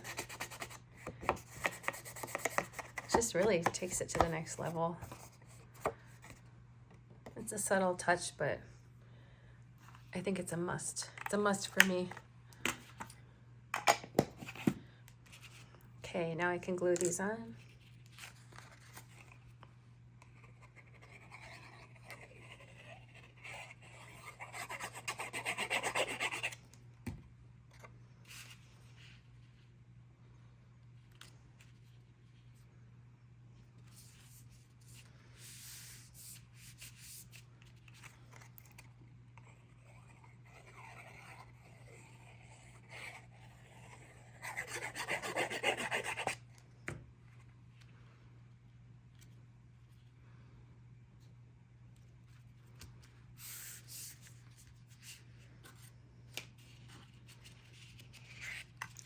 We can go ahead and glue this little dormer on. And I suppose this bottom tab does come up slightly. So I'm actually just gonna put glue on all three of these and just lay it flat.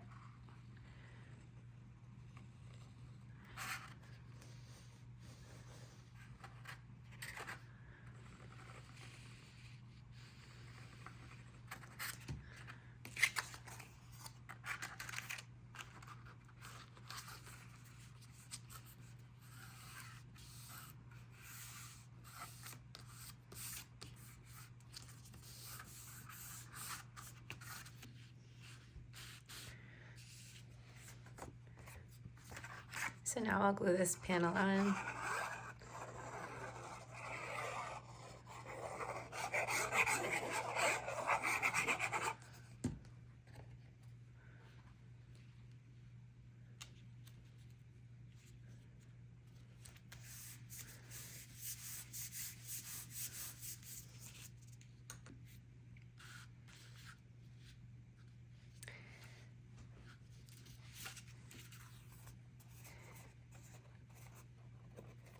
Now we can bend this up also.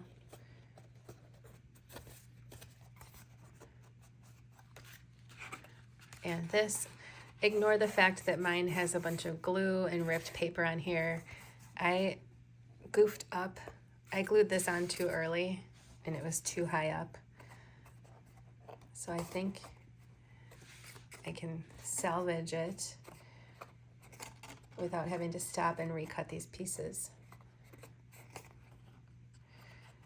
So we want to make sure that these all can fold straight up. And they can. good enough, doesn't have to be perfect. Next, we will glue these together. So I will just do that with some dots on the main parts here.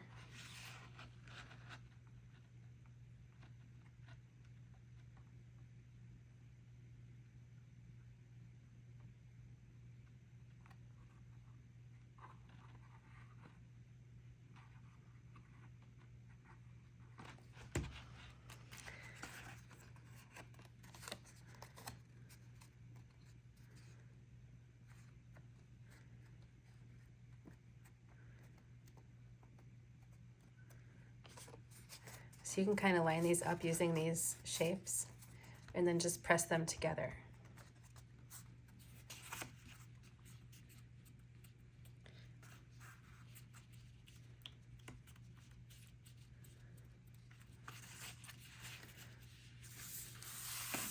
Oops. Next we can affix these pieces. So there's two that are identical and there's one that's a little bit skinnier.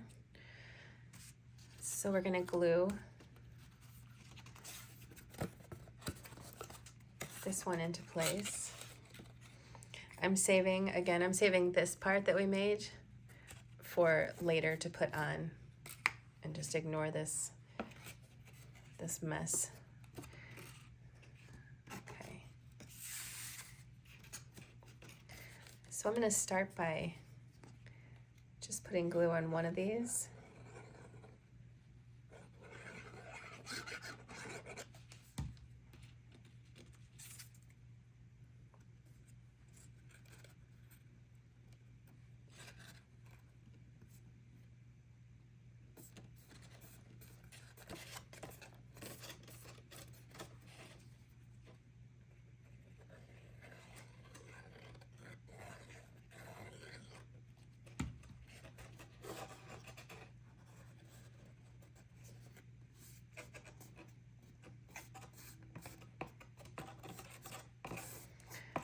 And then I'll do the same thing on the other side with the other one. The skinny one we're gonna save for later as a decorative piece.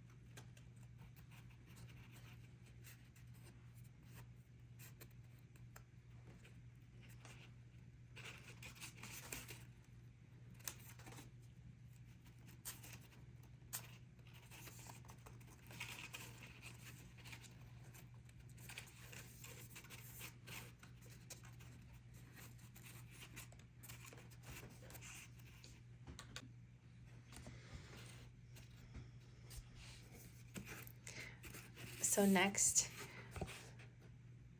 this is the front, and we're going to glue this onto the front right in the center, but I am going to emboss it real quick with my cobweb pattern. Actually, scratch that. I'm just going to put it on there.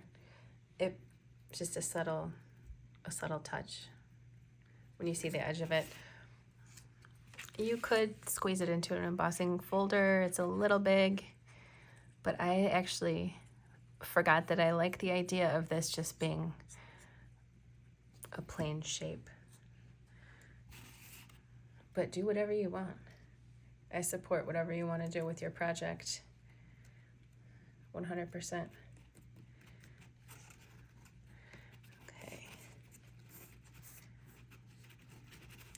Okay, so now we can put this piece on finally, because if you put it on too soon, it might butt into that too much, and we don't want that. No way. All right. Well, mine got a little beat up when I had to rip it off, but it makes it more haunted that way.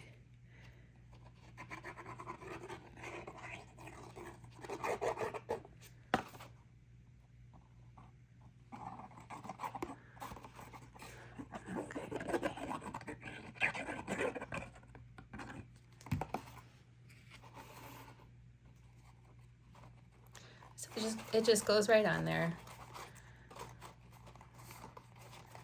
Just right on it. I guess I could bump it back a little bit. There we go. Just like this.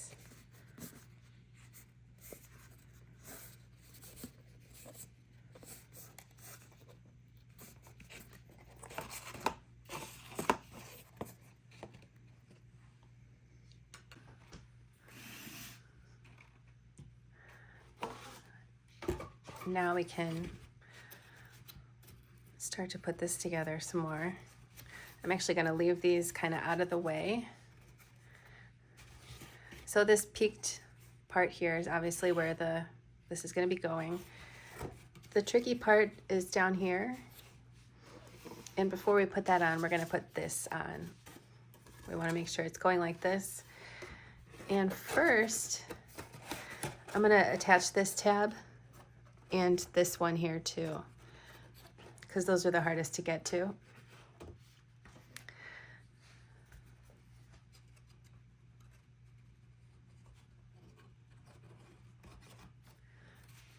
Okay, so I've got glue on that. I guess I will go ahead and put glue on this too.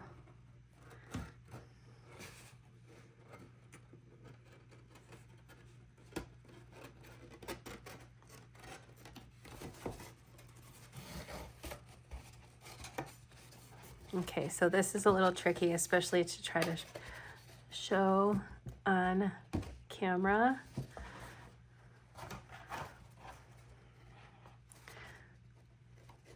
But once you've got it lined up where it's supposed to be,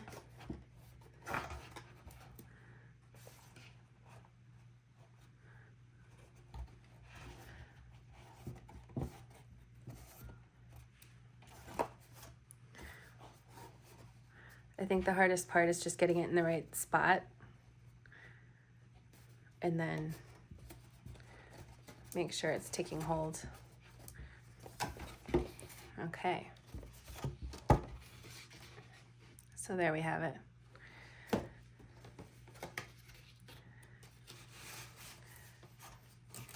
Next, I'm going to put glue on these two here, this one here, and this one here.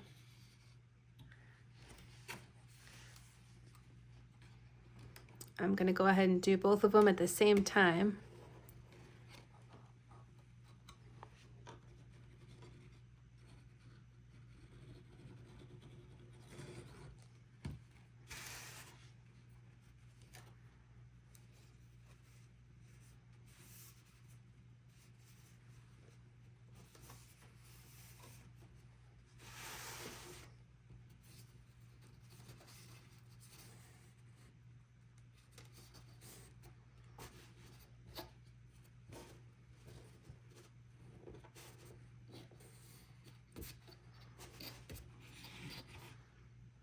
So there we have that.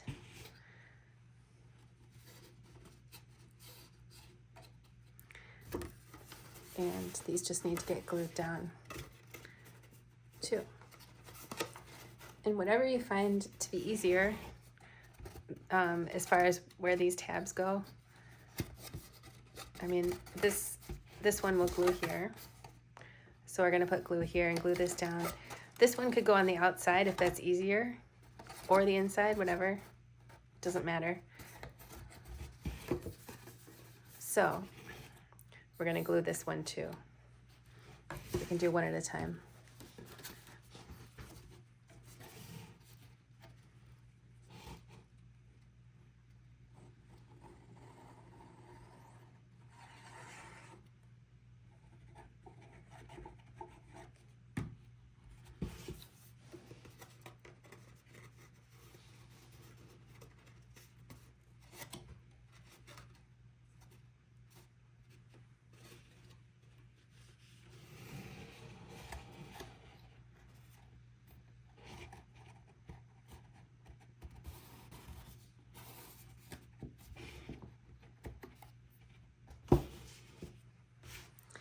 And the other side.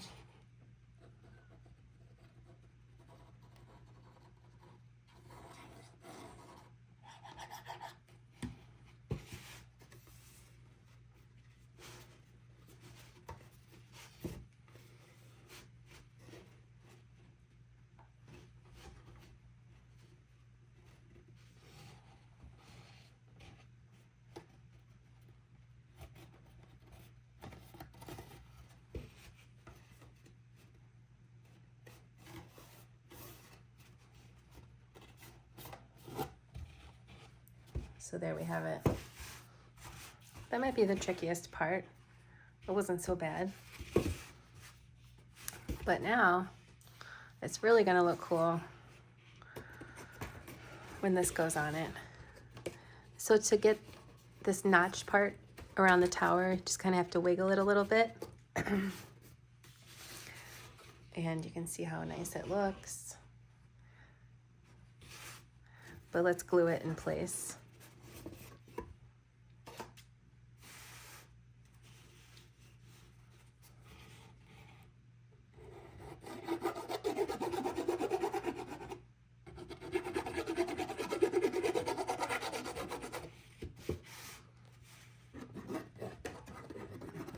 This doesn't have to be perfect or any kind of scientific method, clearly. Okay, and just get that in place. Easy to tell where it goes. And smooth it down so that there's no wrinkling. No wrinkling. With that many layers of paper, probably wouldn't happen, but I like to play it safe. Okay, this is coming along.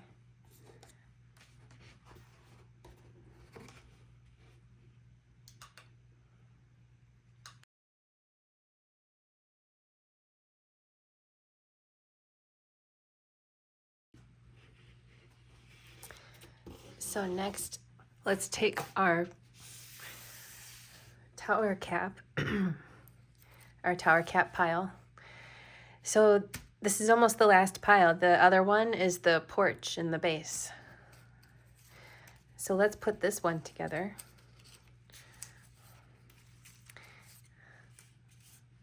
Let's see what we're working with here.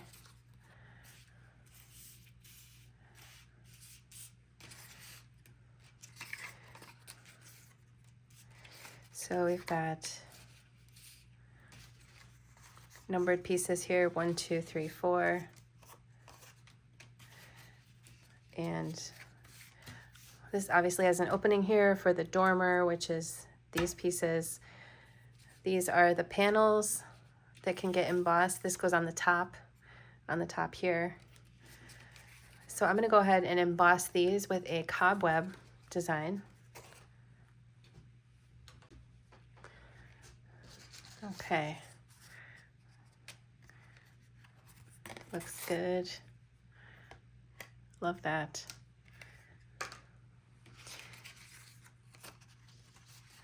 And the top. Okay, so those are my panels. These are my roof pieces. I think I'll assemble the dormer for starters.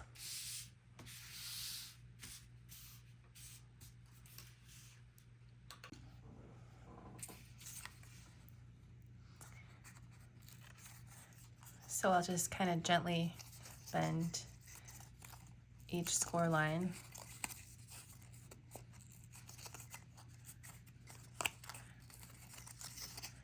We're in the home stretch. This is fun. I got a little thrown off by messing up earlier. It's like I get really, I guess, anxious about messing up while I'm filming one of these, and then I have to go get my machine back out and cut pieces back out. It's not my favorite, but it worked out. It worked out okay. I'm gonna let it go. Okay. And the world won't end if I have to recut some pieces. So the outside ring of these tabs is gonna get folded, valley fold. So all the way around, 1, 2, 3, 4, 5. Now we can glue this.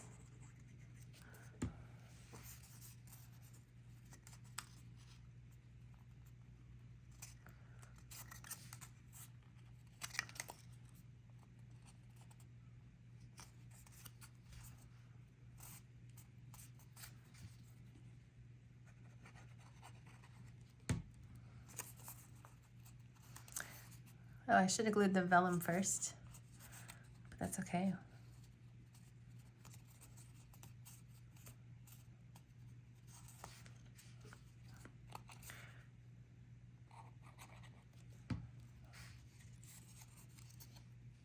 I guess it's just like, I want it to be the most perfect directions, the most perfect order of steps.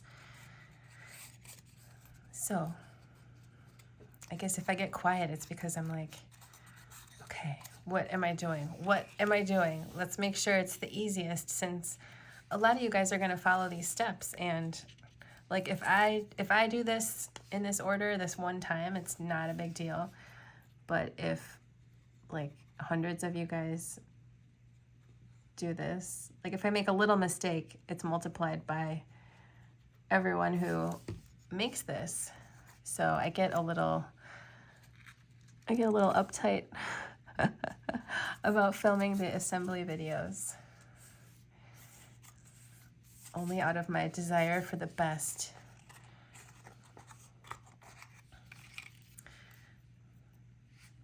Okay, but maybe you caught that and you put the vellum in first, like we've been doing.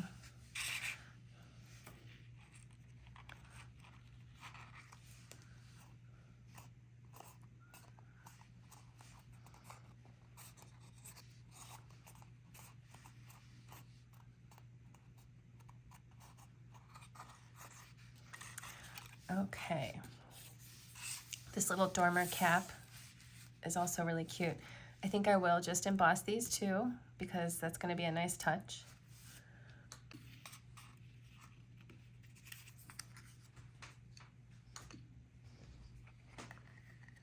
Spider webs. Okay.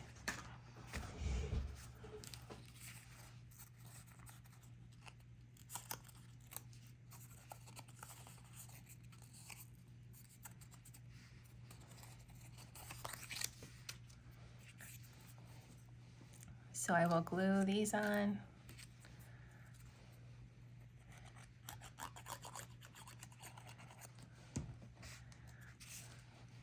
So cute.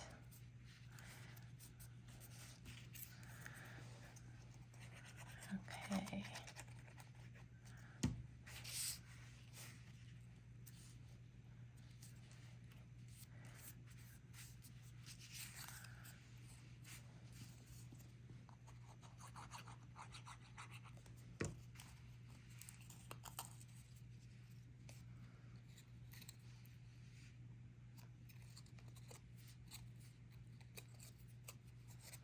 Okay, I'm going to set that aside. Let's not jump the gun again, me. Okay, set that aside, set this aside. Now we just have these panel pieces and these pieces. Although it might seem logical to start gluing these on while they're flat, since it's a curved shape, I find that when there's 2 layers of paper that are curved, if you glue them flat and then try to curve them, it gets weird sometimes. So first we're gonna make it, and then we're gonna add the panels. So it's gonna be shaped like this. This is piece number 4.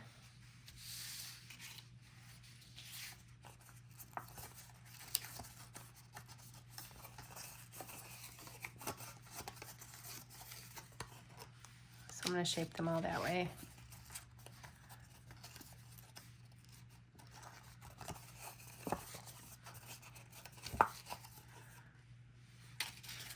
So those are all pretty similar. And then we have this one, which is still similar, but obviously different with the hole in the middle there. And then it doesn't have score lines down here, but it'll still curve nicely. Let's pop this baby in there.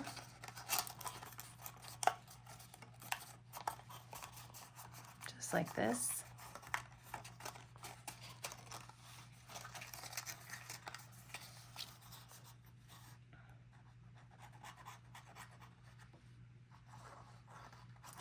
So I'll just start with these 2 tabs here.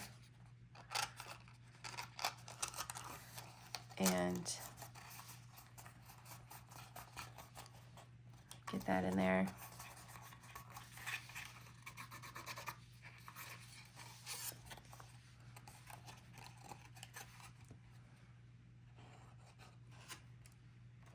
And then glue the rest of them down.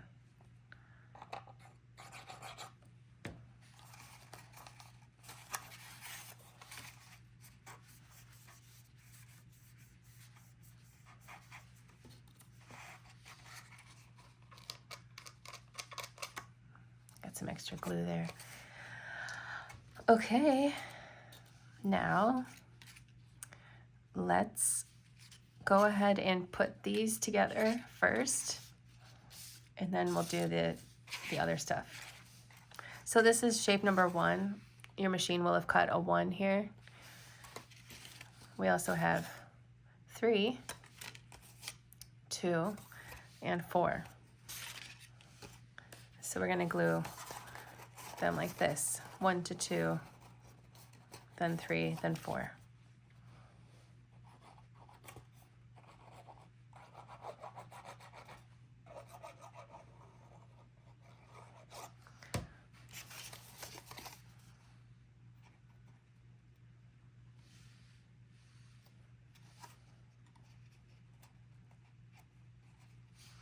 Okay.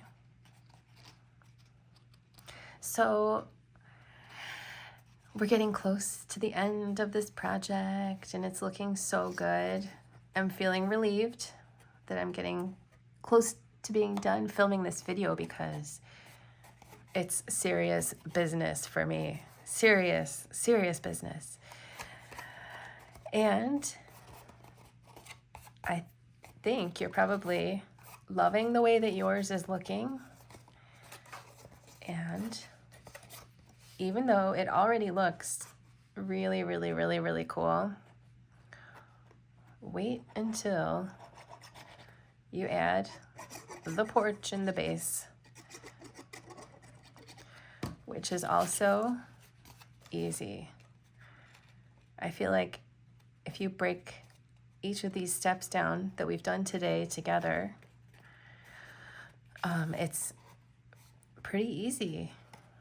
It sounds crazy to use the word easy when you look at the finished project. To say that was easy sounds like it can't be true. But tell me if you agree. I feel like this has been pretty easy. I would love to hear your thoughts. Tell me what you really think.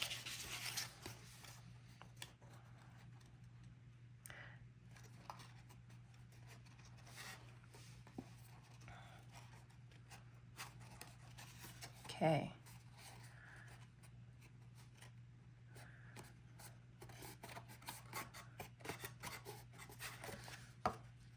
Then I'll just close it up the same way I have been putting the rest of it together.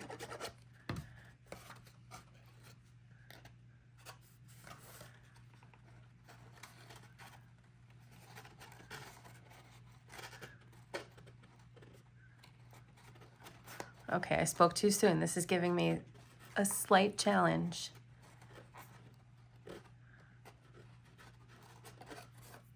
Okay, I got it. That might have been slightly intermediate. Slightly.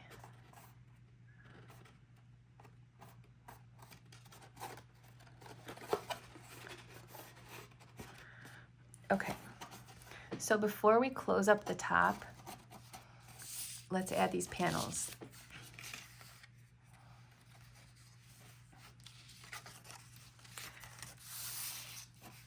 clearly the front is the one with the opening in it. So let's start there. Oops.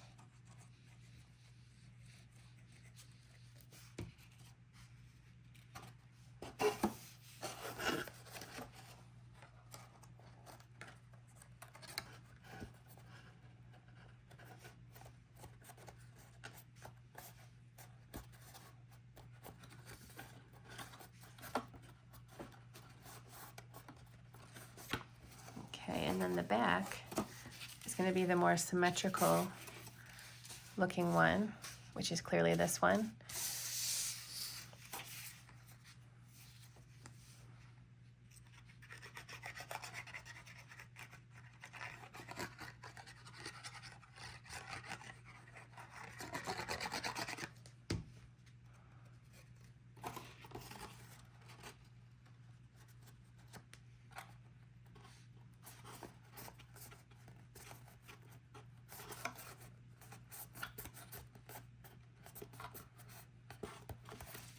Okay, then you can sort of hold up one to see if it looks like it'll fit, to see which ones go where next.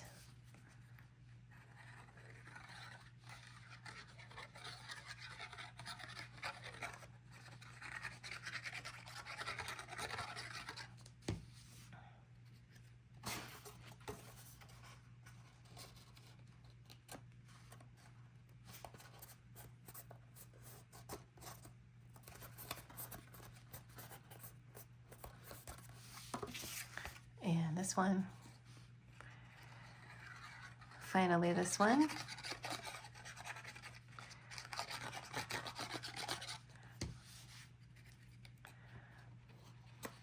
Okay.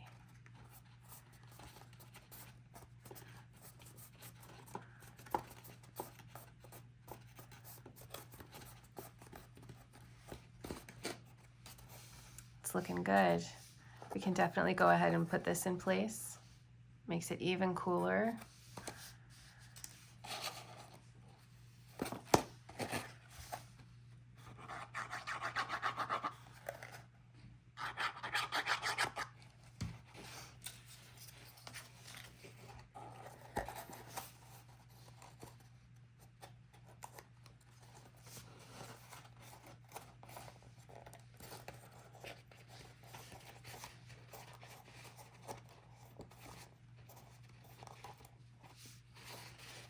Okay, let's close this up.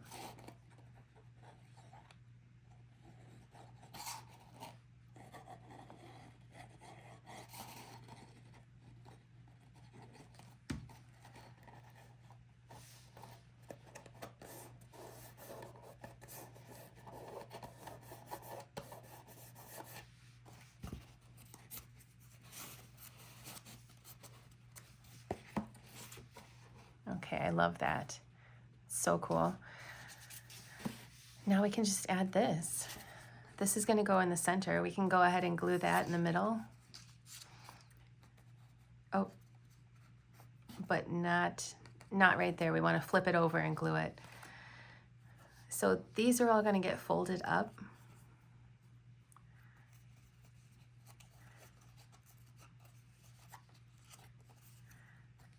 And then this is the top. So let's glue that down.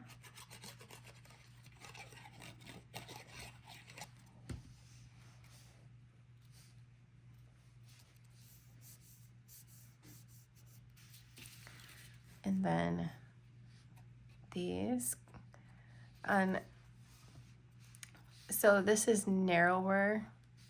These two are narrower than these two.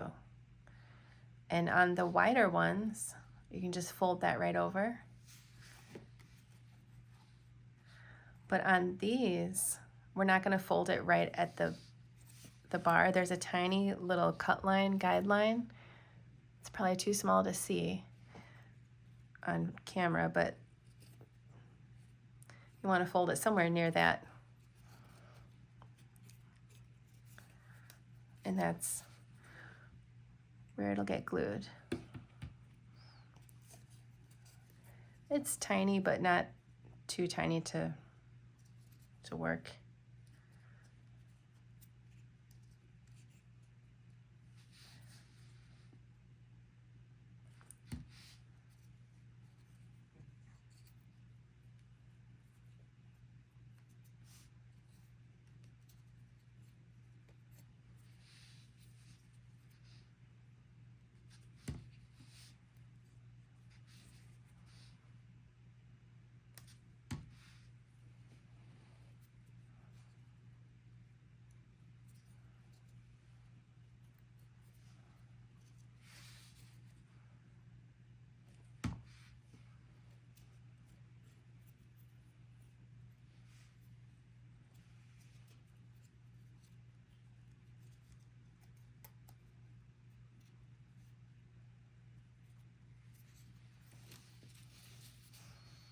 So cute.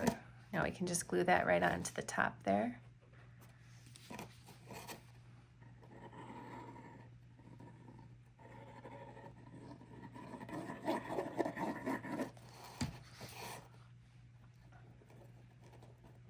And it doesn't matter which one is the front or the back, they're the same.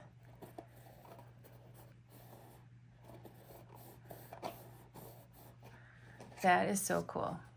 I love it.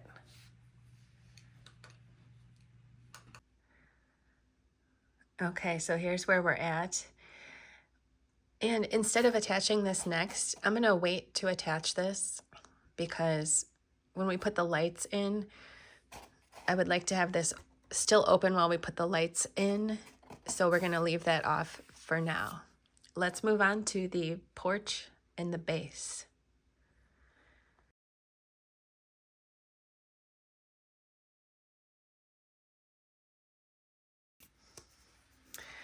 Here's my pile of porch and base pieces. We're gonna start with the base, but first let's go over the pieces that we have again. These are the columns. There's 1, 2, 3, 4, 5, 6 columns. That'll be part of the porch. We're gonna start with the base. So we got the stair, the front step here. It's made up of these pieces. We'll save that for later too. These are base pieces. They go inside for support. This big piece is a base piece, and so is this. Then these U-shaped pieces are porch pieces. I'm gonna set those aside. I have another one and a panel. And these long pieces here, the ones that are sort of thin like this, you don't have to fold it right now. I'm just kind of wanting to show how it is. It's a skinny long piece. So let's put these skinny long pieces with the porch pieces too. Skinny long pieces, porch, skinny long piece, porch. These are long pieces too, but they are not skinny. So these are base pieces. We're going to be working with those. Here's another one. And these are numbered. So there's a 1, a 3, skinny long piece, porch. Here's 4 and 2. And then these are porch pieces also. So now I'm working with 1, 2, 3, 1, 2, 3, 4, and these 2 pieces. This one is the bottom. This is where the stair is going to go. And this is the top. And this is the front here. So these cutout areas are where the columns are going to be going. And there's a column at each corner, and then 2 on either side of the front door. This will be going like this. and then these will form the sides.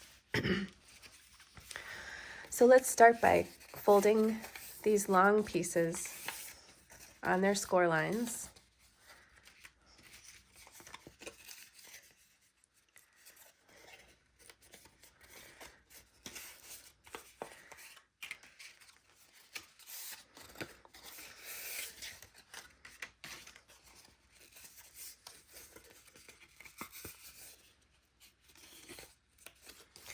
Just like that. Now we can glue them together side to side.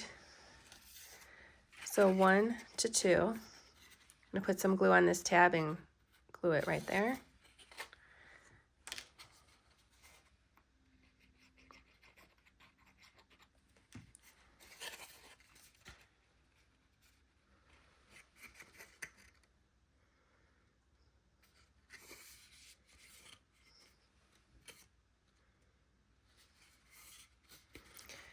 And then same over here.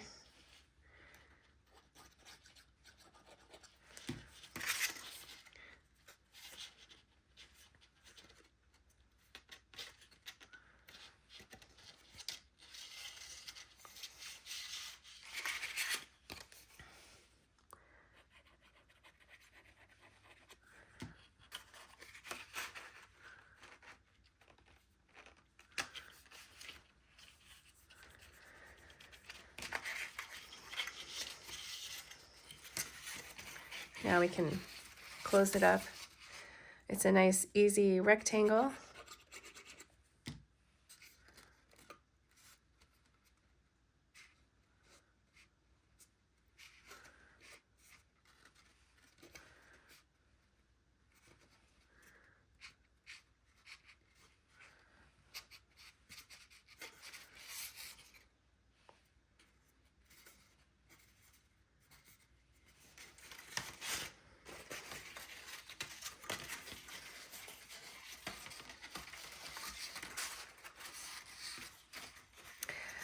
Okay, so it's going to be oriented like this. You can see there's spots for those columns to go in, and then this is the bottom.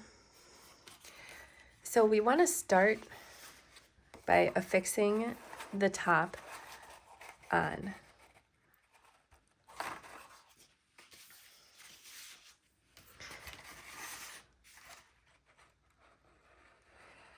So I'm going to start with the front.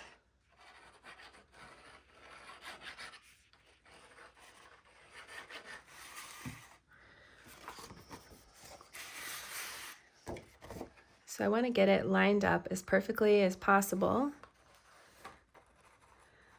I'm going to let it take hold for a minute and then flip it over.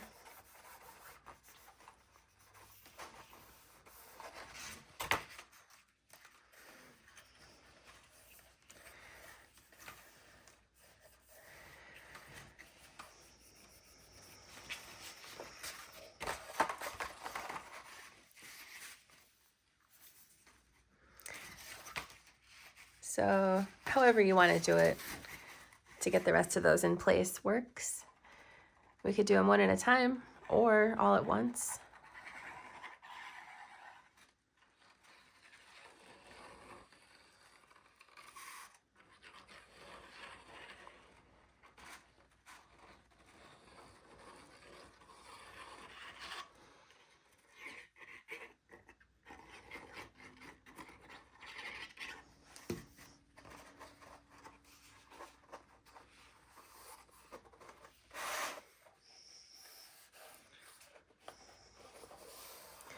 So you want to make sure you're lining it up as best you can. It should kind of fall right into place.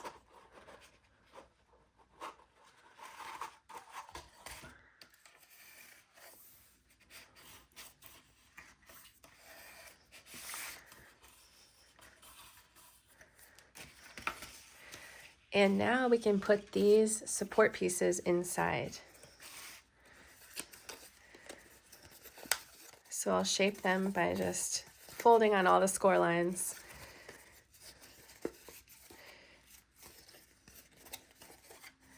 And then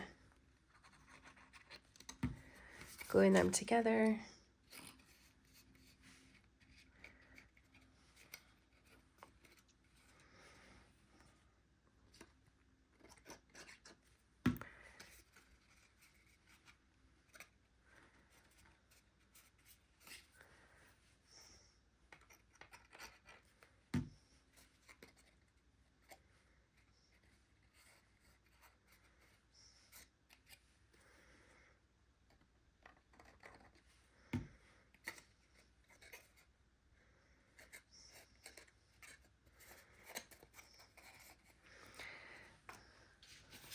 And then I'll make the other one the same exact way.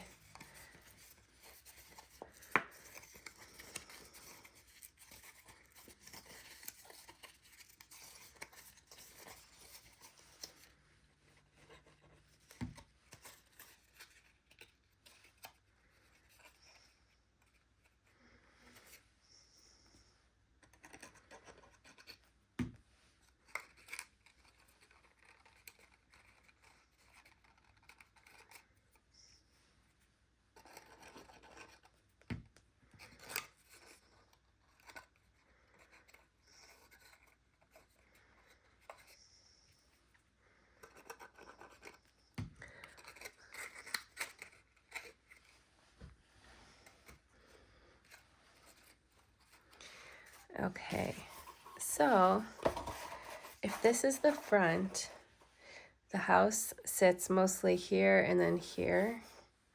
So I want these support pieces to be one right in the middle and one kind of a little bit back in the middle. So just to make sure that I get this right, that'll be here and here. So here and here, essentially. I mean, just right in the middle would be fine, but let's put this one back a little bit. And we can glue those right into place.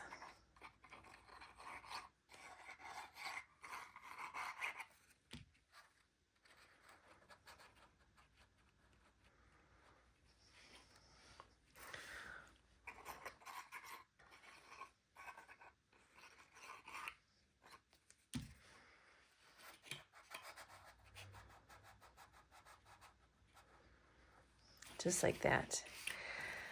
So now we're just going to be gluing this on just like that. So again, these two columns are on either side of the front step and the front door. So it'll be glued just like that. You could put glue on these if you want, but I'm just going to glue around the tabs on the outside. I'm not sure why that didn't stick.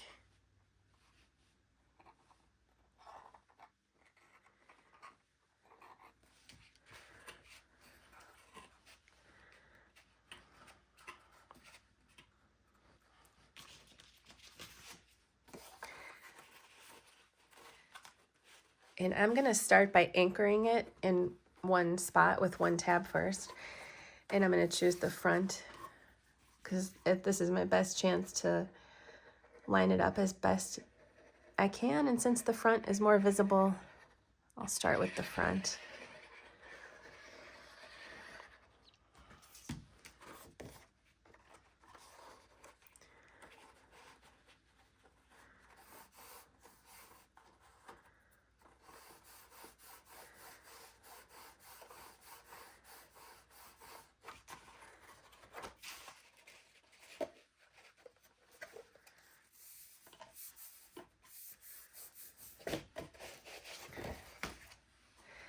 Next, I want these to be kind of angled up a little bit. So once I put glue on them, they have a chance to stick to this piece here. In other words, if they were bent too far down and I put glue on them, it wouldn't even touch. So you want to make them kind of angled up slightly. And then we'll go ahead and put glue on all three of these long tabs.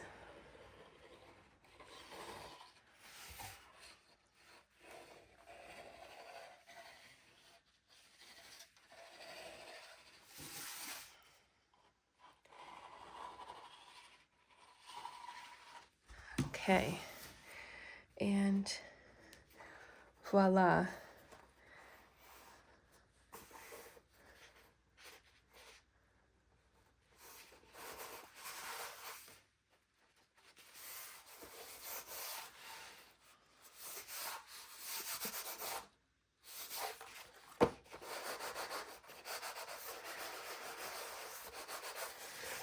Okay.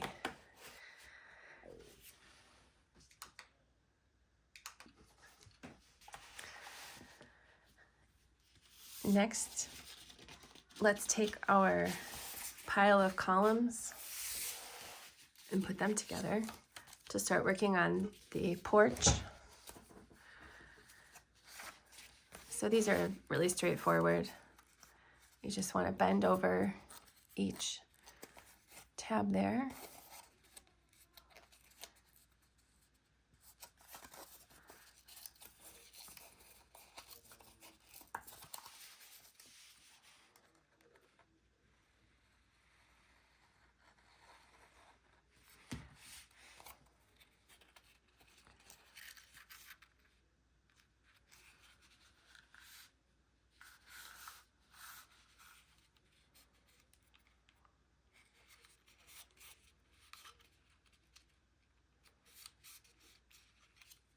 And then we'll close up the top and the bottom.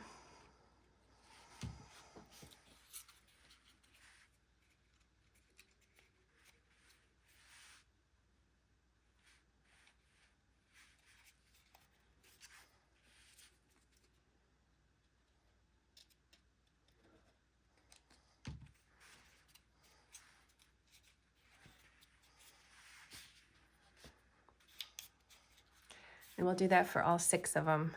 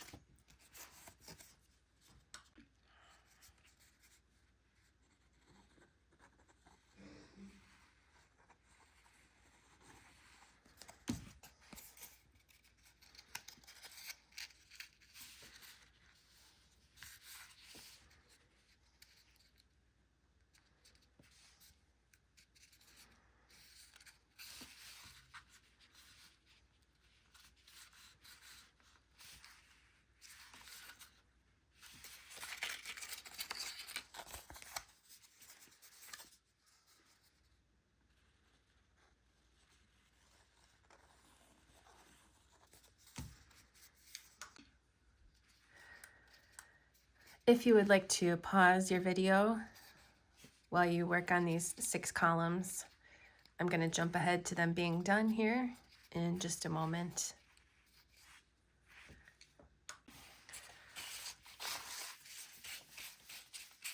Okay, all 6 of those are done. Now let's put together the front step. It's pretty similar.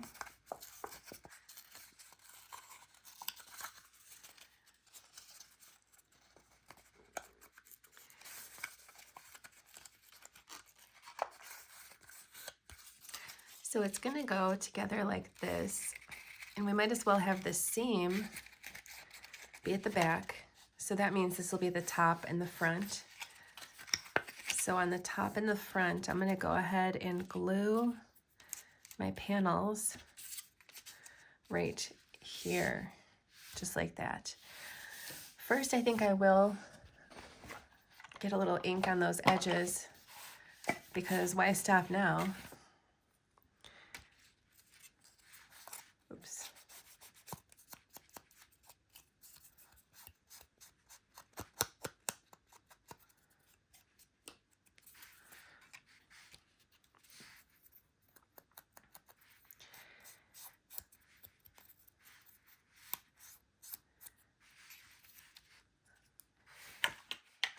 Okay.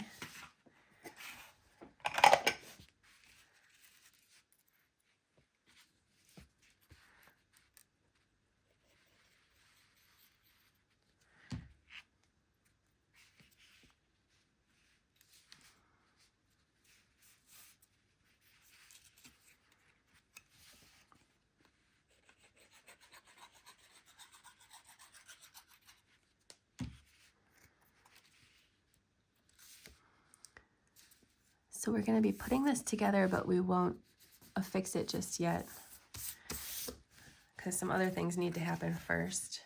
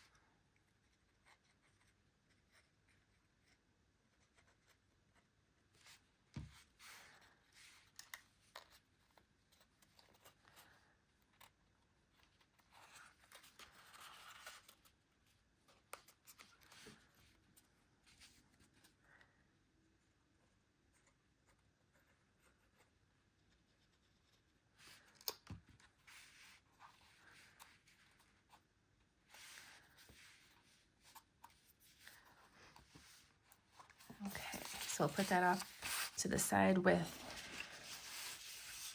the columns and grab this other stack here. Okay, I've got my front step, my columns, my base, and the remaining pieces here. I'm gonna go ahead and move these off to the side once again. And now I've just got my skinny long pieces and this panel here, which I'm gonna ink, and then these 2 U-shaped pieces. So let's just focus on these pieces.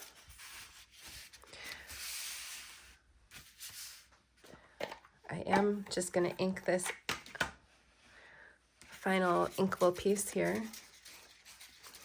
So tell me what you think about this idea. I was looking at patterned papers and just imagining different ways you could use different patterned papers on this project, and Doodlebug Design, the paper company, they have some really cute designs. Maybe you're familiar with their designs. A lot of them are very, very cute, colorful, pastels, adorable. Using that kind of Halloween paper with this and making it all pink or all purple with lots of glitter, almost like a gingerbread Halloween haunted house. I love that idea. I might have to explore that, because I think my daughter would go crazy for that idea. And I can't wait to see how you make yours. Okay, so now this will be going here. This is the top. This is the top of the roof. This is the bottom of the roof. These pieces will be going like this, and these will form the sides. So let's take a look at these.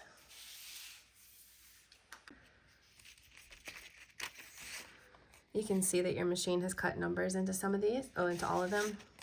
So we've got 1, 4, 3, 2, and 5. So 1, 2, 3, 4, 5. I will fold along all of the score lines. And then I will be gluing them side to side in order. Easy peasy lemon squeezy.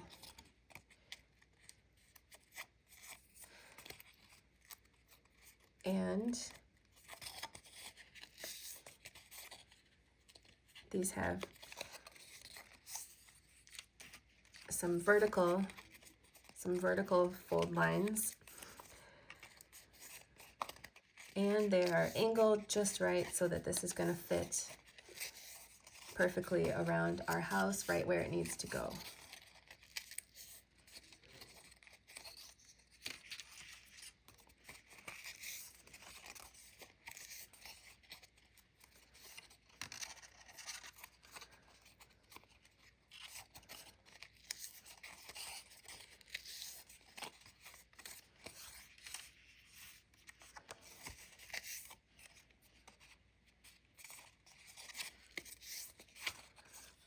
Okay.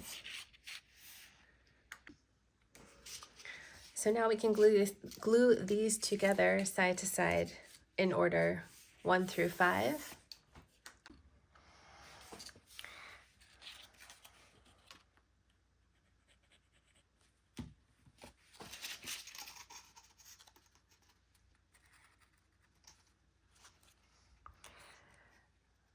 So let's line up the edge and the fold as carefully as possible.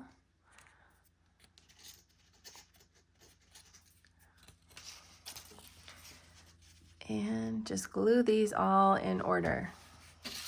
Here comes piece number 3.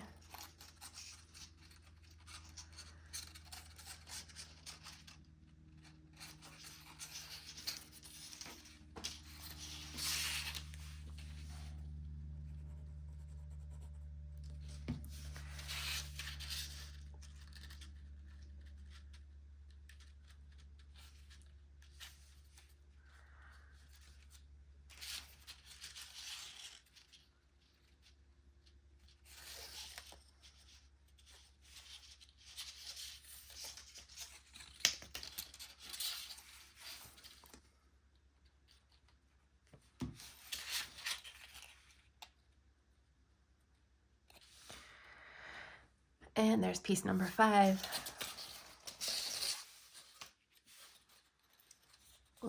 We'll just close up this whole thing here.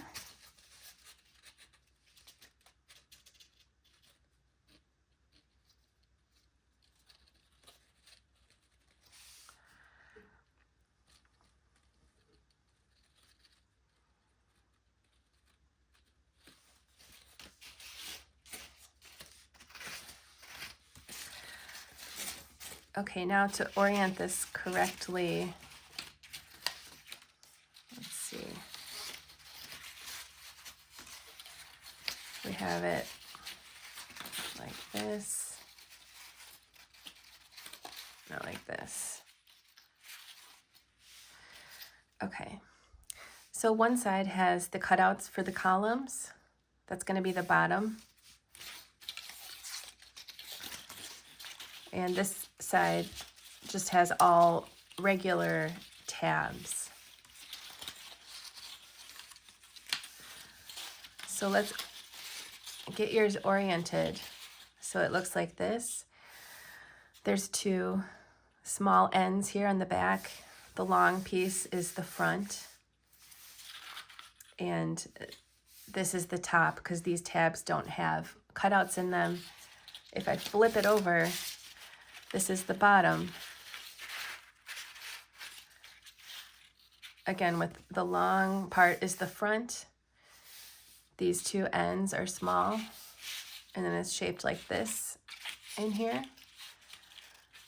And we've got cutouts for the columns. So just so we know, we're on the same page here with what we have going on. Okay, so this is the bottom. Let's put the top on first. And here's my stack of pieces, this panel. We'll wait on that. This is the top. This is the bottom. So let's affix the top to the sides. And we'll just take it one tab at a time. And it'll start to take shape more and more as we go.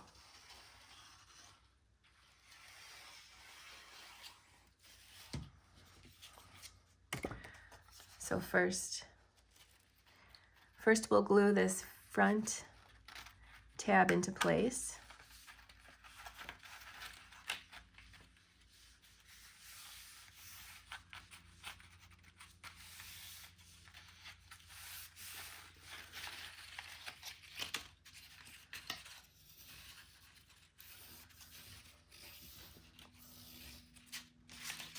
Okay.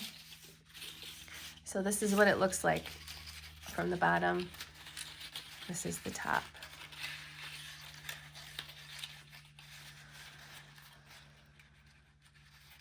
So next I'm going to glue this into place here.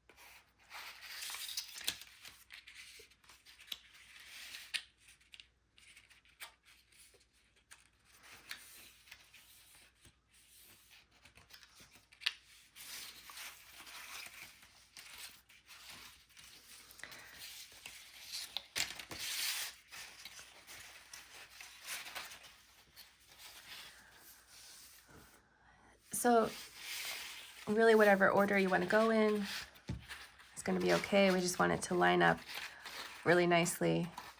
If you need to come in from the other side, you can. I suppose I'll glue this like arm down next.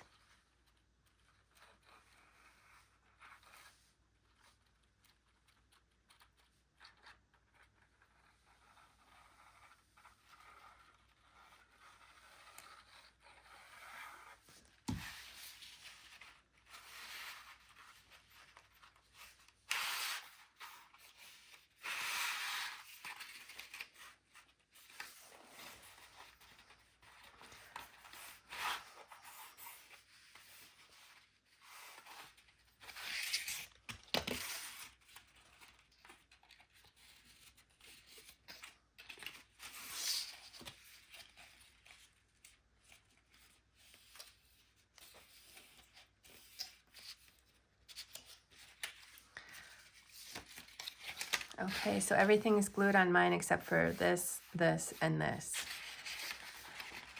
So I think I can just do them all at once.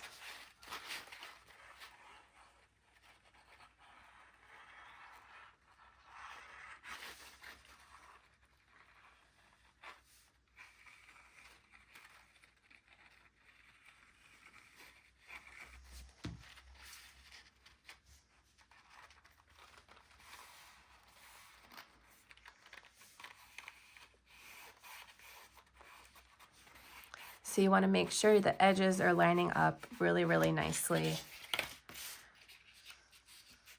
so that everything fits together wonderfully. Although, again, if it's crooked, it is a haunted house, so perhaps crooked is actually better.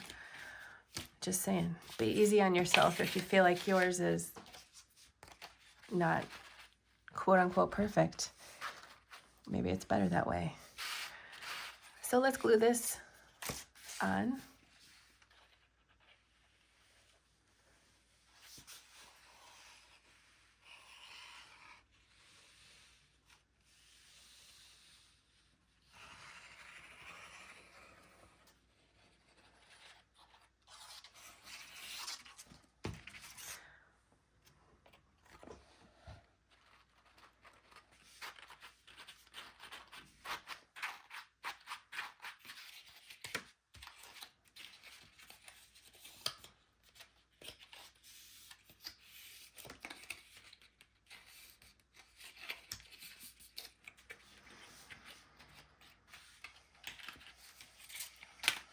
Okay, now we can glue the bottom on. I'm going to start with the front.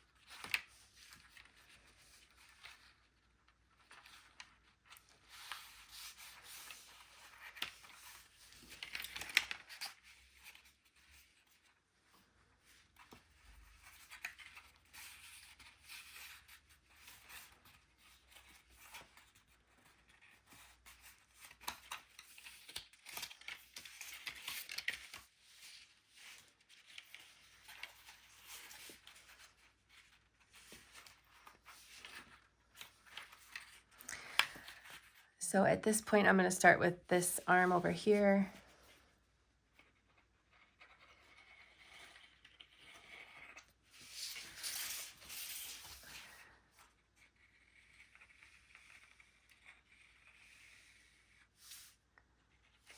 And each of these is kind of angled up a little bit so that it can make contact.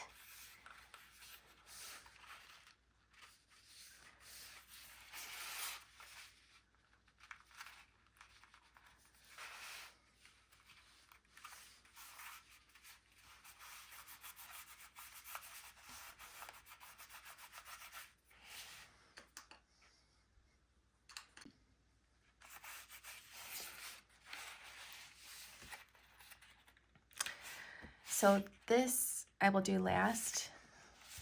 First I'm going to put glue on this one, and this one, and then I'll do that last arm.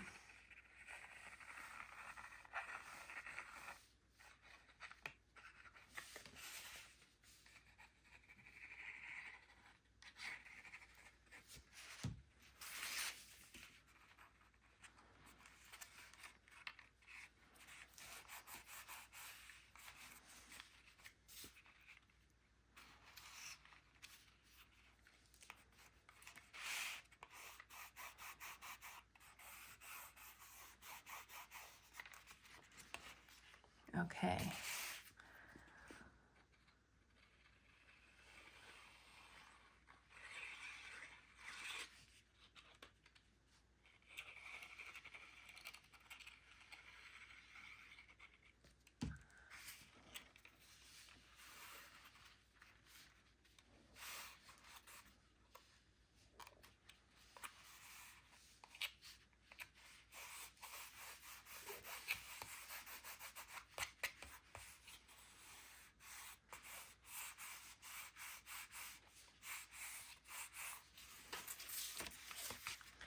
Okay.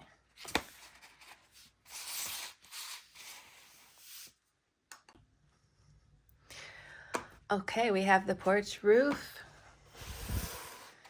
or the porch, yeah, the porch roof, the base. We have these pieces that are gonna finish it off and make it so cool. The front step and the columns. So what we're gonna do next is poke these columns into the holes. Exciting. So exciting. Because really, what's not to love about a wraparound porch? I don't think there's ever a situation where it's not a great thing. So to put those in,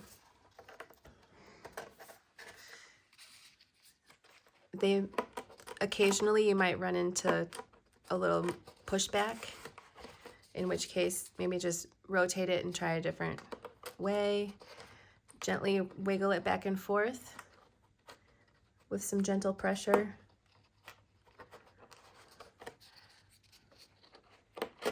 There we go. So first I'm going to make sure that I can fit all of them in.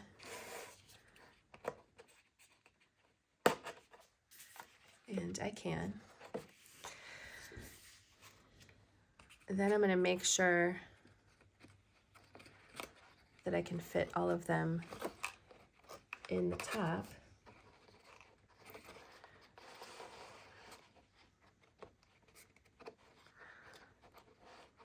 Once I know we're good to go that way, that they all fit, then we'll add some glue. But I just don't want to be struggling to get it in while my glue is drying.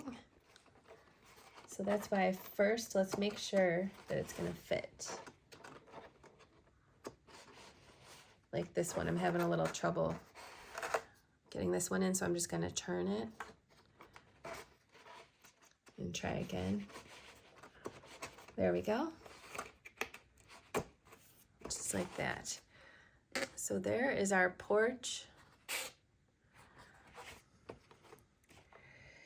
But let's glue it in place. Or, you know, do we really need to glue it since we're going to be adding these? Maybe not. Maybe that's kind of an optional step. Could be optional. Should we make it optional? Yeah, it's easy. Let's make it easier.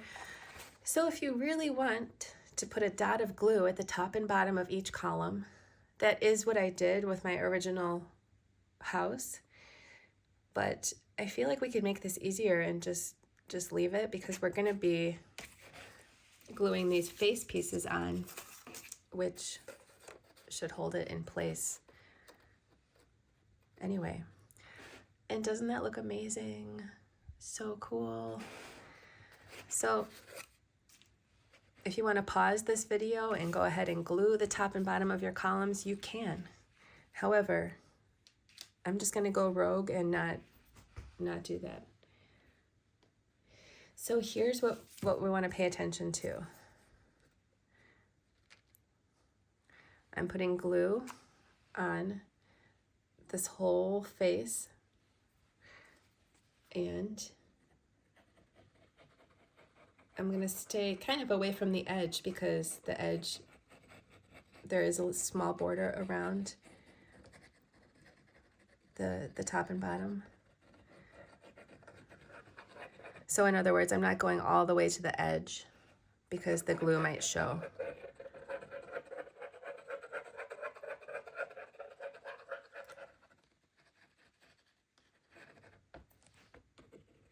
Oops.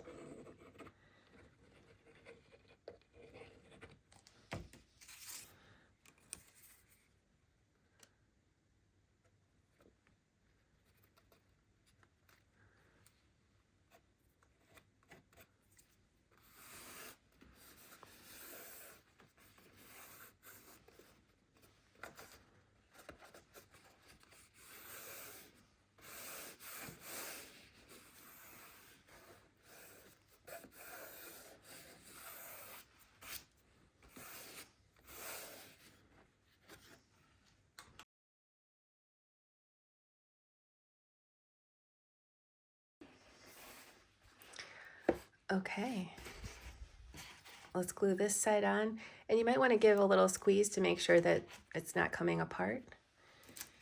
And then we'll grab the side that has it's a little higher here on the right. This other one is higher on the left. That will go on the other side. So this one we can glue here.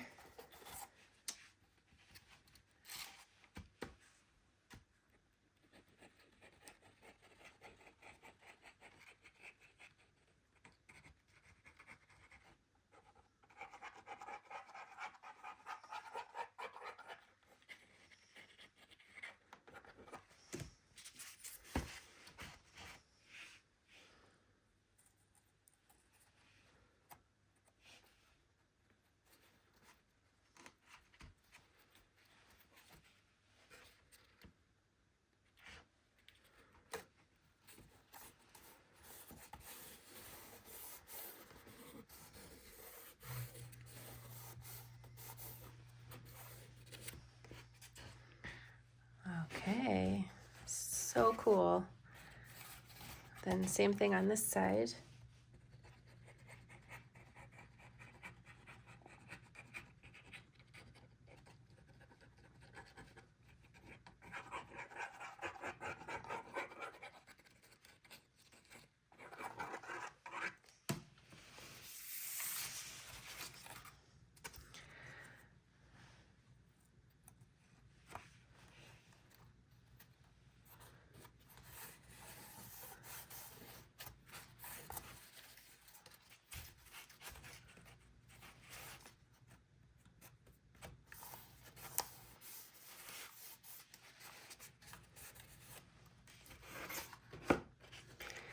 That is so stinking cool. Now I'm gonna glue my front step in place here.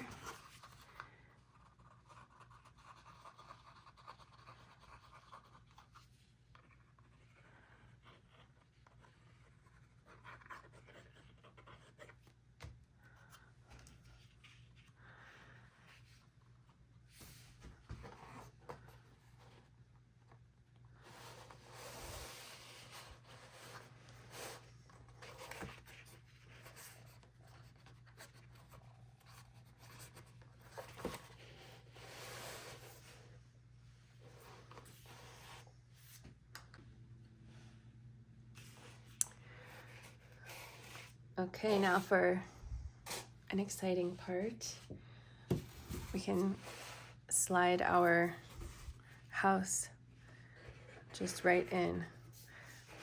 So the bottom of the house is touching the bottom of the porch. I just kind of had to like help it fit in there and then just slide it forward. If you would like to glue it in place, you certainly can. I think it's easier to just slide it in and just be careful with it. It's not really gonna fall out. And I'm sure you're gonna be careful with your project. So up to you. If you wanna get under the bottom there and put some glue, you certainly could.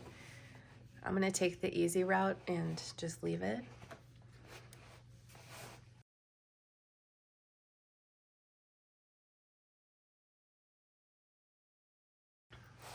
So, amazing, so cool. I love it so much, and it doesn't even have the top on yet, the cherry on top. So, you could just glue this on, but if you're putting lights in, which you probably are, I would like to leave it open while I'm putting the lights in so I can kind of pull some of them up here and even tape them on to the house here. What I'm gonna do is even take it to another level with that. First, I'm gonna glue this on so it's kind of like hinged, and then I will pull the lights through and tape some up here on this back wall so that the whole house is evenly illuminated. And then we'll be done. So I have some lights here. These are just plain warm white LED lights. I would not leave a lit paper project unattended, just for safety, ever. And there's a couple choices. These are just plain white lights. I like to get warm white LED lights so that the color temperature is like yellow instead of bluer. Personal preference, but I think the yellow just looks more like a regular light and it doesn't look like an LED light. So that's why I got warm white. Of course, I will link to this below and on the product page at svgcuts.com. So these, you have to have a little brick or something to plug these into, which I will. But I also have used color changing LED lights like this that come with a remote control, which is really cool because then you can change the color or make it flash or make it do all kinds of stuff, which I kind of recommend. So let me get that plugged in and we'll stuff it in from the back and pull it up through the tower.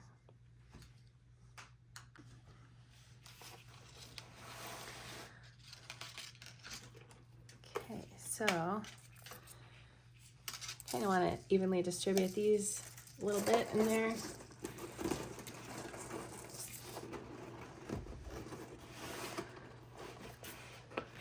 So it's already pretty much evenly lit, I would say.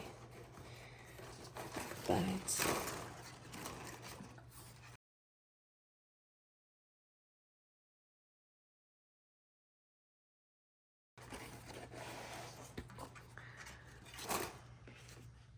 I will anchor this top part.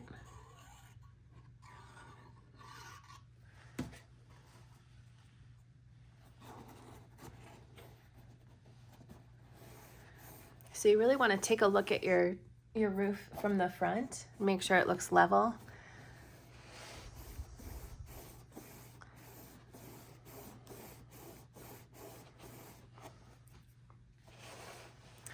Then I'm going to grab a piece of tape. I should probably use washi tape or something, or even electrical tape. I don't know. I'm just using Scotch tape.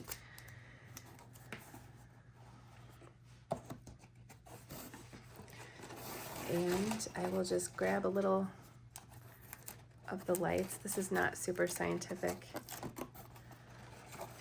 And I'm taping it on the back.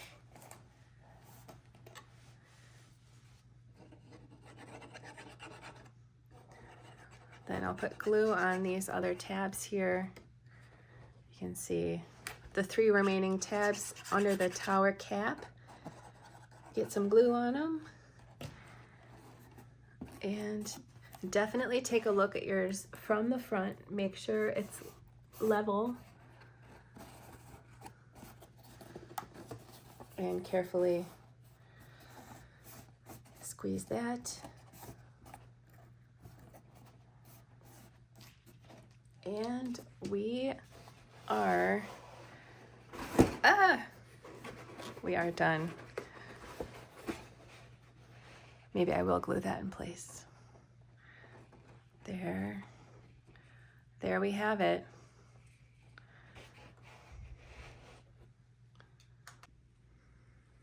So here's my finished house. I think it's so cool and I cannot wait to see yours.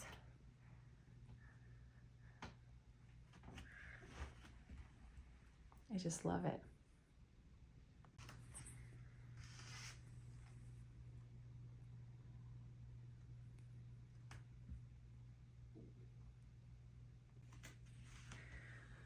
It looks even cooler with the light off.